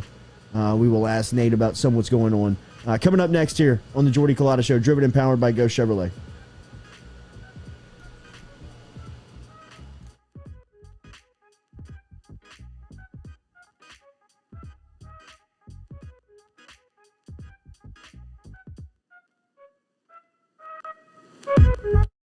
True Blue Water, true hydration at its finest. Right now, you're only a few minutes away from getting your 5-gallon water delivered to you, just like we are over here at the UDL. All you got to do is log on to truebluewater.com. That's TRU, bluewater.com. The website's fantastic over at truebluewater.com. You can get your service and find out how quick it is. You can schedule a delivery, even hop on the billing system right there at truebluewater.com. TRU, bluewater.com. Gearing up for spring and summer down here in South Louisiana, and you want to keep your lawn maintained during these sunny seasons, get in touch with our friend Blake Abear over at Abear's Lawn Maintenance, where he says, you grow it, I mow it. 225-485-8022. 225-485-8022 is where you can find Abear's Lawn and Maintenance, the official lawn and maintenance company of the undisclosed location. Abear's Specialty Meats, home to the finest boudin in South Louisiana. 2 spots right here in Baton Rouge and out in Prairieville. Stop in and see them in the Dutchtown Shopping Center on Highway 73 or right here in Baton Rouge on Jefferson Highway. Online, abearsmarkets.com, and they're all over social media. You can find them on Facebook. You can find them on Instagram. Abear's combines perfect seasoning with that authentic Cajun flavor. Find out for yourself. Baton Rouge on Jefferson Highway and in Prairieville on Highway 73. abearsmarkets.com. GoFlow IV and Spa, 7970 Jefferson Highway is where you can find them, or you can simply go online to goflowiv.com. GoFlow IV Spa is a medical spa that specializes in IV hydration with vitamin infusion. At GoFlow IV Spa, they can help you with a wide range of issues, from skin care to illness recovery, athletic performance, hangover cure, chronic illness, and even chronic dehydration. GoFlowIV.com or stop in and see them, 7970 Jefferson Highway.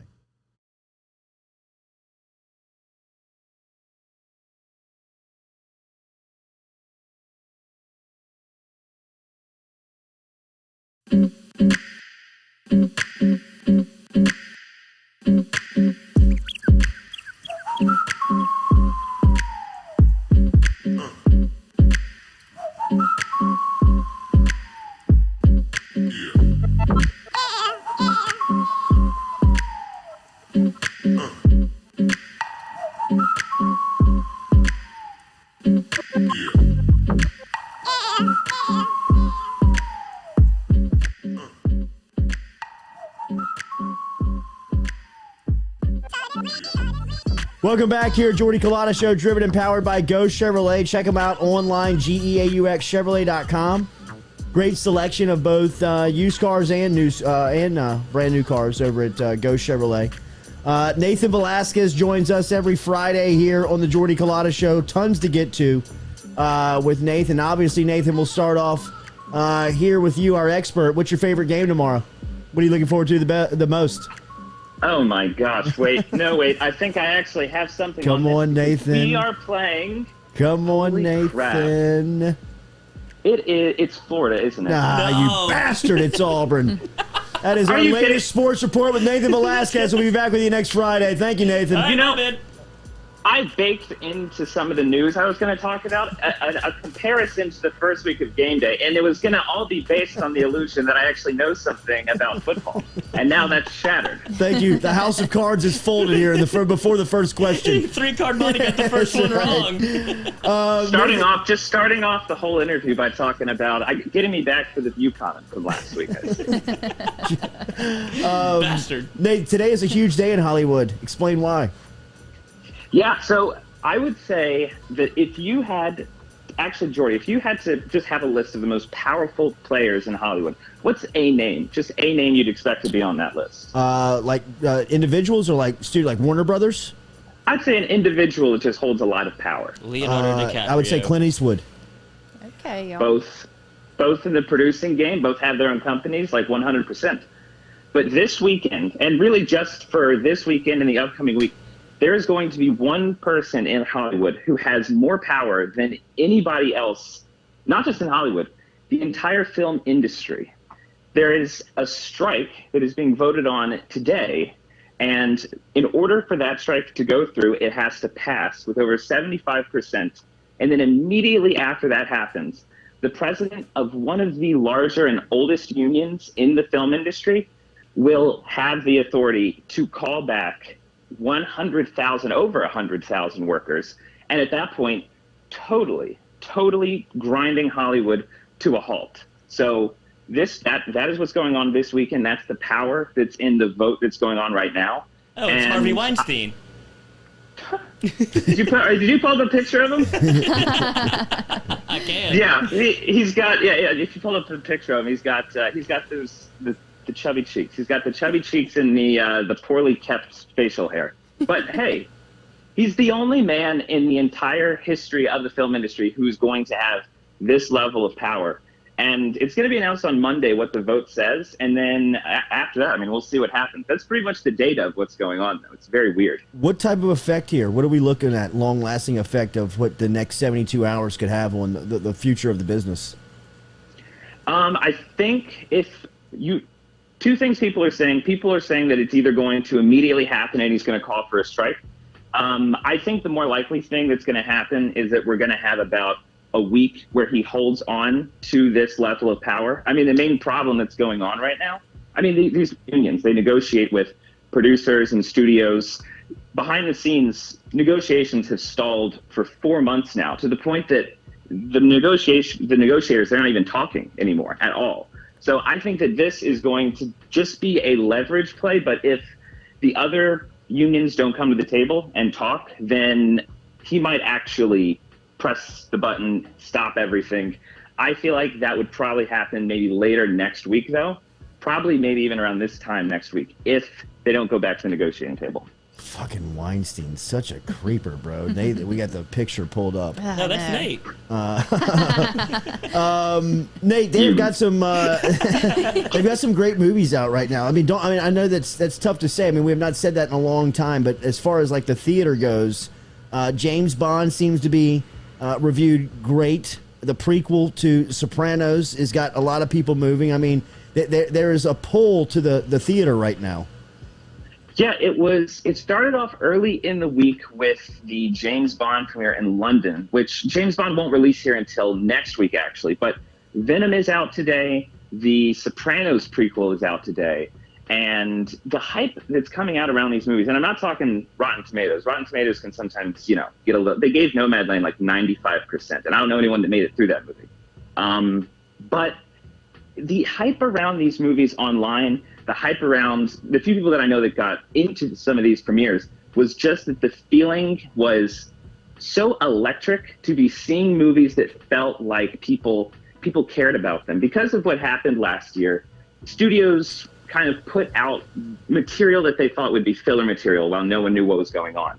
And it really feels like these 3 movies that are coming out are the first ones since the beginning of 2020 where you just get this feeling of, okay, this is a real movie that you have to see in the theater. Like, people are saying this is going to be one of the like top 3 James Bond movies, which I'd love that. I would, yeah. So this list I would say is awesome, but also I'm going through The Sopranos right now, so I am very ready for that. And then Hollywood is such a great month for movies. It feels like, I guess, just because of the Halloween and some of the horror movies that you could play here this month. What is the 5-minute critic breaking down today? Well, actually, head over, if you subscribe to 5-Minute Critic's channel, we're doing a contest right now. So hang out with 5-Minute Critic for the entire month of October as we count down to Halloween. We've got different subgenres of horror every Friday, and I'll actually put it in the chat on the stream right now. But if you go to Twitter, in the pinned tweet, you get a link of all of the videos. They're going to be announced a few hours before the review drops. So if you correctly guess the movie that's going to be reviewed, then you get $25 each week. So come hang out with 5-Minute Critic. Nice. That's so cool. I feel like we could have some inside information there. What's going on this weekend, Nate? This weekend, the New York Film Festival, actually. Wow. Yeah, so I'm heading over there. Going to try and catch a few screenings. Not quite sure yet. I was thinking about going through the schedule. Honestly, I feel like it'd be a little bit more fun. Just show up, see what's playing, maybe get in a standby line or something, do a little bit of networking. But yeah, no, that festival, that's the big news of the weekend. Where did I see you on social a couple of weeks back? What museum did you go to? Was that theater, or was that a Hollywood museum that you went to in New York? What was that? Oh, that would have been one of the MoMA museums around here. So a Museum of the Moving Image. And yeah, they had an exhibit that had all of the like original production material from 2001: A Space Odyssey. They had like the production material, notes. They had the Oscar that was won for best special effects, the only Oscar Kubrick ever won. And then they had a 70mm screening of 2001 immediately after it. So that was phenomenal last weekend. And yeah, this weekend, New York Film Festival, hopefully they got some good stuff over there. Nate, this occasionally happens where I get swept up in social media and all I see is Squid Games all over Twitter, Instagram. I have no idea what the hell it is. Do you have an idea of this new Netflix series, and is it worth watching? It's at 100% on Rotten Tomatoes right now. Oof, dangerous. Yeah, a friend of mine was sending me a few pictures of this thing. I thought it looked like a kid's game or something, just from like a still of it online. I have it in my notes to talk about. I do a live stream on 5-Minute Critic's YouTube channel at 4:00. I've been seeing this thing all over the place. The CEO of Netflix said that it's like coming up on being the most watched series of all time, which sounded like an odd headline, but I mean, yeah. So I don't know a lot about it. I honestly can't even tell you exactly what it sounds like. It has like a Black Mirror vibe to it. Mm-hmm. But I'm definitely going to have to check that out. Looks very weird, and it's strange. It looks strange, but I'm excited to see what all the hype's about. Have a great weekend in the city, bro. We'll talk next Friday. You guys, too. Have a good weekend. There he is, Nathan Velasquez, checking in from New York City with our Hollywood moment here on the Culotta Show. Remember, all of that sound is brought back to you. You can find the podcast everywhere. RMB Builders brings that back for you, so stop in and check that out wherever you get your podcast from. We greatly appreciate that. And daily, we are brought to you by Cajun Ready Mix Concrete. Cajun Ready Mix can help you out today. They're online at CajunRMC.com. Residential, commercial, industrial, and municipal projects, Cajun Ready Mix can help you out with their concrete. They provide ready mix concrete products and services to meet all of your concrete needs. They have 9 plants around the greater Baton Rouge area, which means that guarantees all of your deliveries to be completed on time, to the exact specifications, high quality products, red carpet service, clear safety standards, grade A equipment, all over at Cajun Ready Mix. Cajun RMC, CajunRMC.com is where you get in touch with them. Don't forget, here on the network today, on the platform, we will have more content for you about this LSU Auburn game. We're going to talk to Cole Kubelik, who is now a part of the SEC network. he's got his own show over on W Jocks over in Birmingham throughout the state of Alabama with Greg McElroy that runs at the same time that we run every day. So we always loved getting his insight every week on college football. But now that he's got his time with his own show, it's tough to get him. So we'll link up with him today at around 10 a.m. We'll record that conversation and then upload it to our platforms on YouTube, Facebook, Jordy Culotta Show. And by the way, if you're watching right now, do us a solid if you don't mind and hit that like button. If you don't mind sharing it, that would be fantastic. But make sure to like it. You can dislike it, comment on it. We just need the interaction. I don't like the dislikes. It's all make good. me sad. It's all good. Just but just hit the thumb Bathe in the dislikes. if you don't mind. Yes, That's it's what all it's right. all about. That's all right.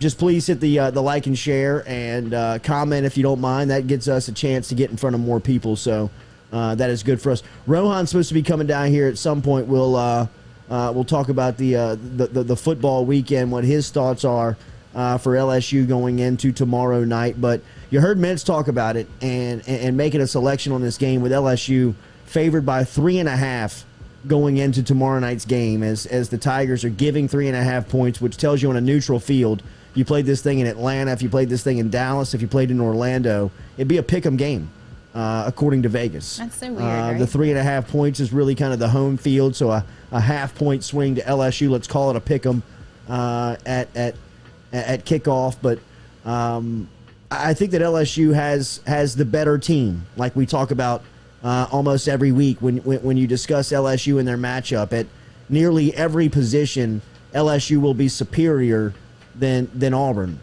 other than the offensive line versus Auburn's defensive line. I would give probably advantage Auburn in that matchup when you're just looking at the tail of the tape. Everywhere else, it seems like LSU's got advantage there.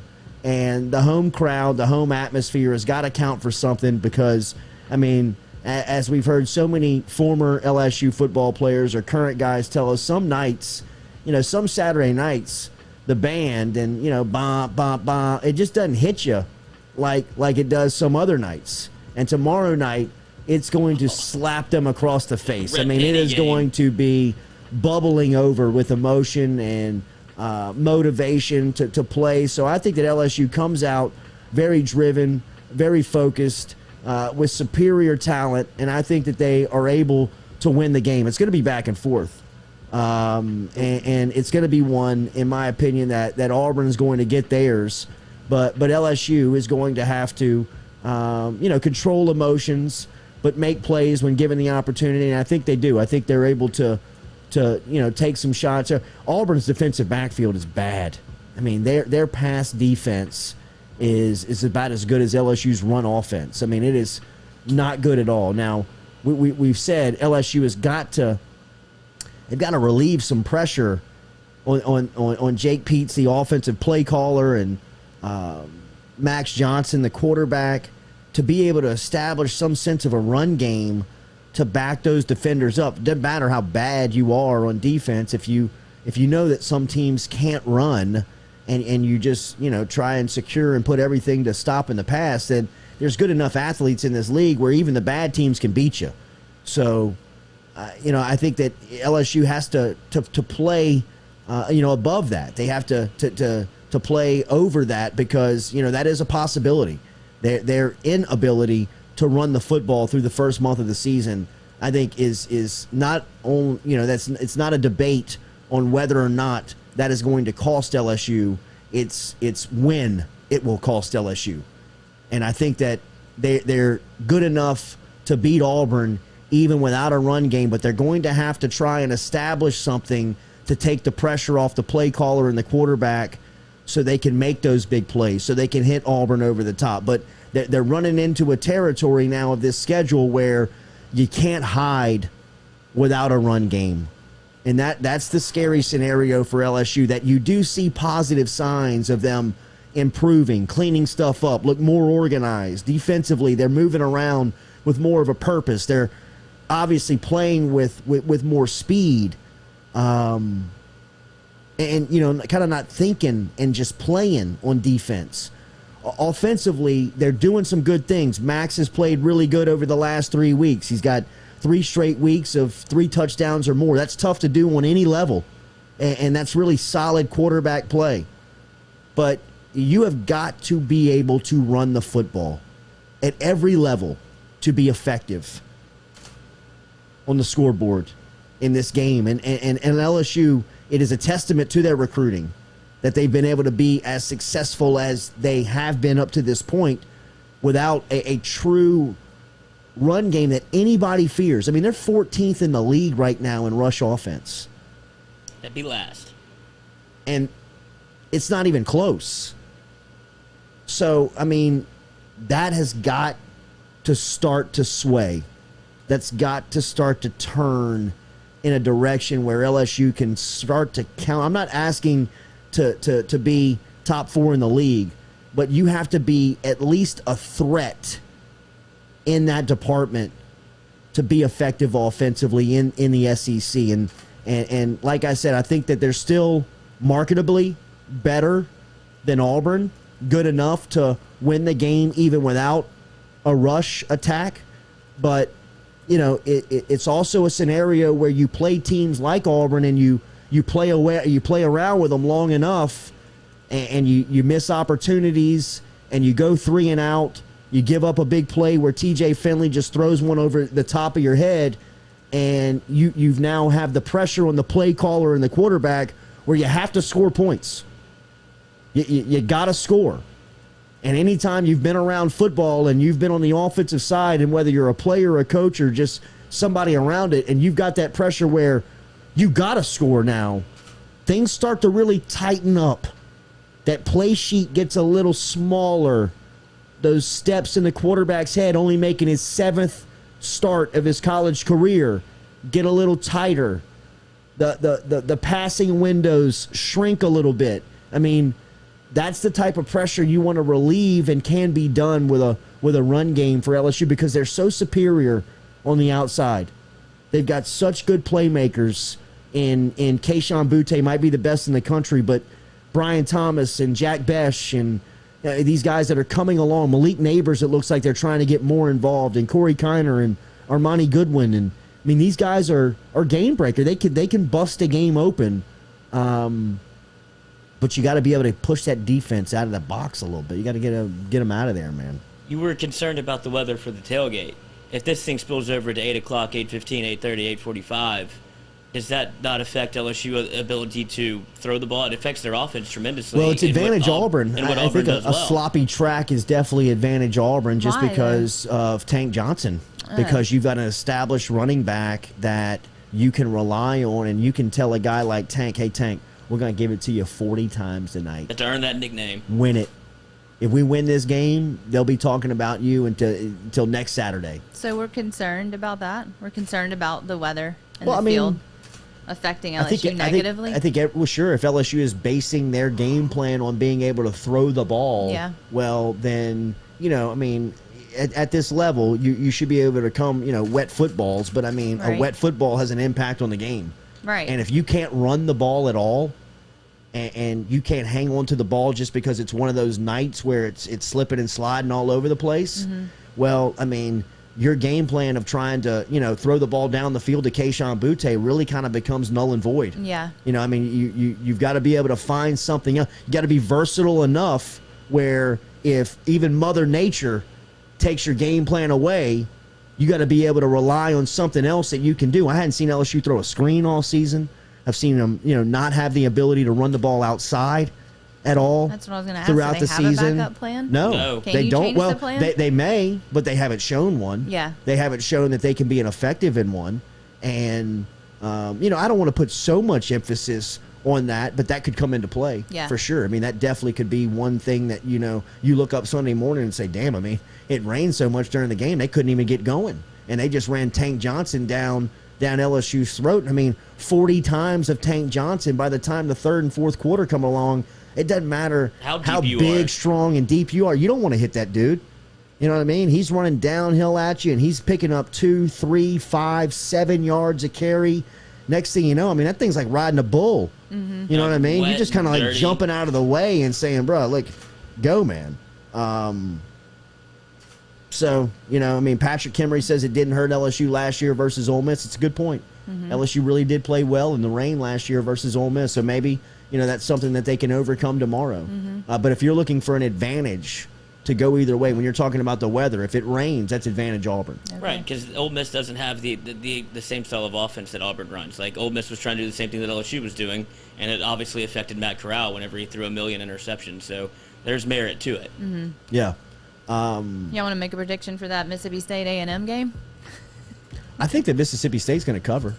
Okay. I think that Texas A&M is in a great look-ahead spot.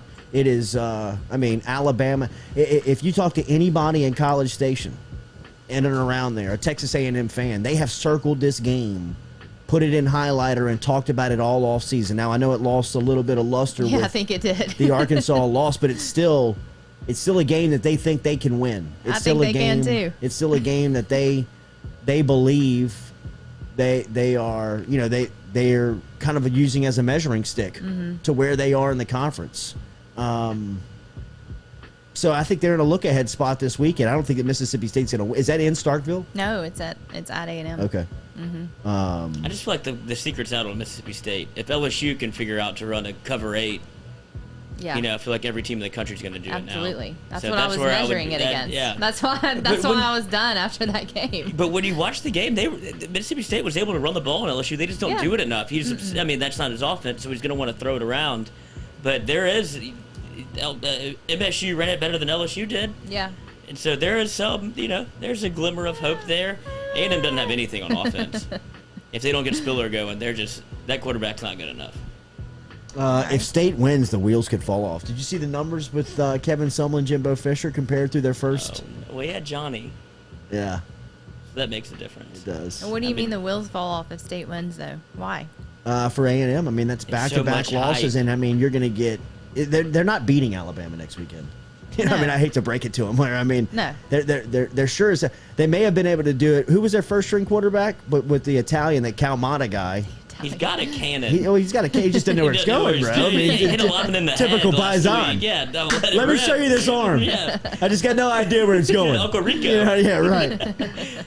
Haynes King was their quarterback, Yeah, and that's right. that was a very Jimbo quarterback where he could manage him. Yeah. Aside from the obvious Jameis Winston, where he just Sure. you're playing, you're not playing. He doesn't care. I'm in my uniform. Casey Ponder. Yeah. Just Top 5 pick. let me steer you out here. I mean, it shows how good Jimbo was. If man. if you I mean, listen, EJ Manuel, EJ Manuel, top 5 pick. crazy. They He was got a top 10 pick. top 10 pick. Yeah. Top 8. EJ Manuel was lost. They both were. I mean, Casey Ponder, that guy. I mean, he looked like a bad rec league quarterback. Was it Chris Ponder? Chris Ponder. No, that's the wife. No, it's Casey. No, Chris Ponder is his name. Christian Ponder. Oh, Christian. That's right. That's right. And his She's wife Sam. is Sam, and they have a kid. John. Wow. So basic. Yeah, parents are David Ponder and Christine Ponder. Chris, Sam, and John. Yep. What's your favorite colors? Blue, pink, Golly. Favorite food? chicken Mashed or steak. potato? Yeah. I mean, just What do you think the wedding so food was? basic, man. Chicken or steak? drive a Buick. 2-wheel drive. Sedan. Let's see when he was picked. 12th overall, Christian 12th, Ponder okay. went. I mean, 12th overall for Christian Ponder. Where do you go? Minnesota? Minnesota. Did not last. No way. The dude. swings that people will take at quarterback are Yeah. unbelievable. Sam Howell? We were talking, yeah, that's I what mean, I'm Sam saying. Howell's going to be the next one. They're all going to go in the first round. Yeah. Sam Howell, Carson Spencer Strong. Rattler, Matt Corral. and none of them are going to be. I don't see any. Corral's going to be the best one. Even though I don't haven't even know what seen- that means. The Carson Strong guy here is the best. I haven't watched Nevada football and watched this guy play, but I mean, like they say, he's the best quarterback in college football right now. A little Trey Lance situation where guess so. the best one, you're not even watching him because Yeah. the rest of them stink. Right. And they also have a daughter named Scout. So that's not so basic. Okay, That's cute. all They've right. mixed it Somebody up. probably then. told Somebody him, got like, it. dude, They evolved. throw a wild card in there. Why don't you two? That's right. Jeez. You don't have to have missionary every night. Have a scout. Have a scout. Why don't you? Boom, Scout. It's an anniversary, baby. How do you spell that? Jeez. EJ Scoot? Manuel. Scoot. Scout. She does scoot. What do y'all think about Britney Spears and just Has she lost it? all over? Yeah, she's lost it. But her dad's out now, so the conservatorship, I guess, is no more. They gave it to somebody else. It's Did a his third dad? party. But the dad's Did the out. dad walk away, or was he legally removed? It's really difficult to Yeah. understand because he said he wanted out, but then he was legally removed, but Yeah. then saying he wanted out at the same time. So I don't know, but there is a documentary on Netflix called Britney versus Spears that I watched the other night that's Wow. really interesting inside look at the craziness and the whole conservatorship. And then there's one on Hulu apparently too. Yeah, that's the one we watched. Y'all watch that? I think That's the one with Felicia Culotta. Yes. Well, Yeah. she was in the one I watched too. Really? Yeah. Is she your cousin?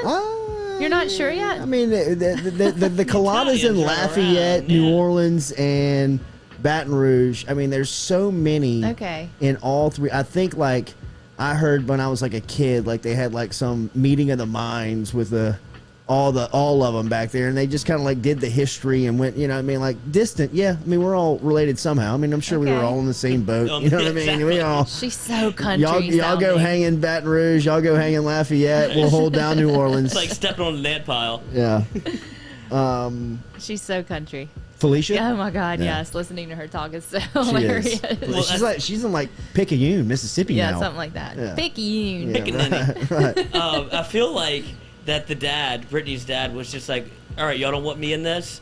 Watch when I'm not involved. Pretty and much. she's just posting nudes everywhere.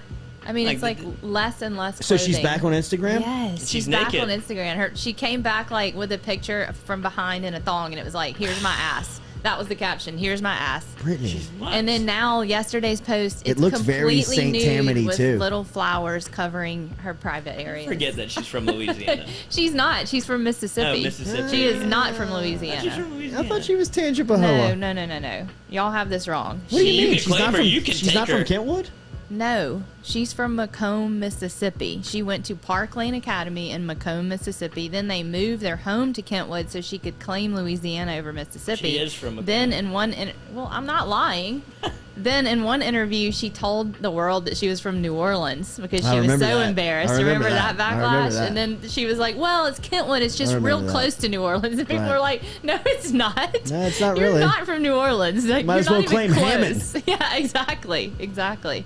So I mean, she just watch her on those documentaries. So She's what's just a with the little nudes? country. Why does she want us to see her body She so just- bad? I What, don't what's- know. what I is think she just needs validation so badly. I mean, doesn't she dance on stage Yeah, she did. with yeah. that? I mean, like, Yeah, So I don't know. I think can she she's- tour anymore? Is she not singing anymore? She's not right now. She's no. not? The last, What if she she misses had that that? residency in Vegas, and she stopped that because of her dad's illness. Remember that a few years Yeah. back? So I mean, I was like going to see that. I couldn't wait. Would you go see her now? What I does she wouldn't go sing? see her now. Like Like I what? think she's just out of her mind. Like she just needs some help. I gotta imagine she's a great entertainer. She is. Right? I mean, like as look far as like back just at like all the that. dancing and like the Yes. entertainment value goes. By the way, they announced the Super Bowl halftime, 56 Super Bowl 56 halftime show, and this one will originate from SoFi Stadium in Inglewood, California. And they got the usual Inglewood. suspects. Dr. Dre is putting it on. Snoop Dogg's going to be there. Eminem's going to be there. Dang. Kendrick Lamar is going to be there. Love him. It's Hey, a who's who dude. It is. of music. It does bring into question with so many Mary J. acts, Blige. with so many acts going to like older artists. Like you wonder like where are the new who would be the argument? Would it be like I don't even know who the DaBaby. argument would Little it be bit. like This is where Travis we- Scott? We need Noah. He would tell us. I don't Yeah, know. I This don't- is right yeah. up my wheelhouse. Yes, like this Dr. this Dre, like to Snoop me, Dogg, bro. Eminem This is is perfect. my know. generation. Like I can't It's awesome. wait to watch this. But usually the halftime Super Bowl show is kind of it used to be a young person's game, I guess, until Justin Timberlake and Janet Jackson. But I guess they're placating to the crowd that they know is watching the Super Bowl. Yeah. Because you don't know if you have the minds and the eyes of the 18 crowd, but you 100% have 30 to 50. Like, they're watching the Super Bowl, and they all can relate to, not all can relate to, but the people that are in the know that were cool can relate to Mary J. Blige, Dr. Dre, Snoop Dogg, and Eminem. Mm-hmm. Yeah. Like, are they going to do, like, some of their hits? Dr. Dre, Snoop Hell Dogg, and them yeah, have hits man. together, bring Nate Dogg up I'm there. telling you, still to this day, the best in-stadium entertainment I have ever seen was between the third and fourth quarter at the Rose Bowl when the UCLA home crowd played California Love with Tupac and Dre, and I mean everybody in the place was singing it, and That's it was awesome. I mean, it was incredible, man. I mean, the atmosphere, the vibe, just the juice that it got you going, man. Forgot about Dre. Still Dre. They're going to play all of those. All of it. California Love. I mean, without all a doubt. Bro. TCH Please, too.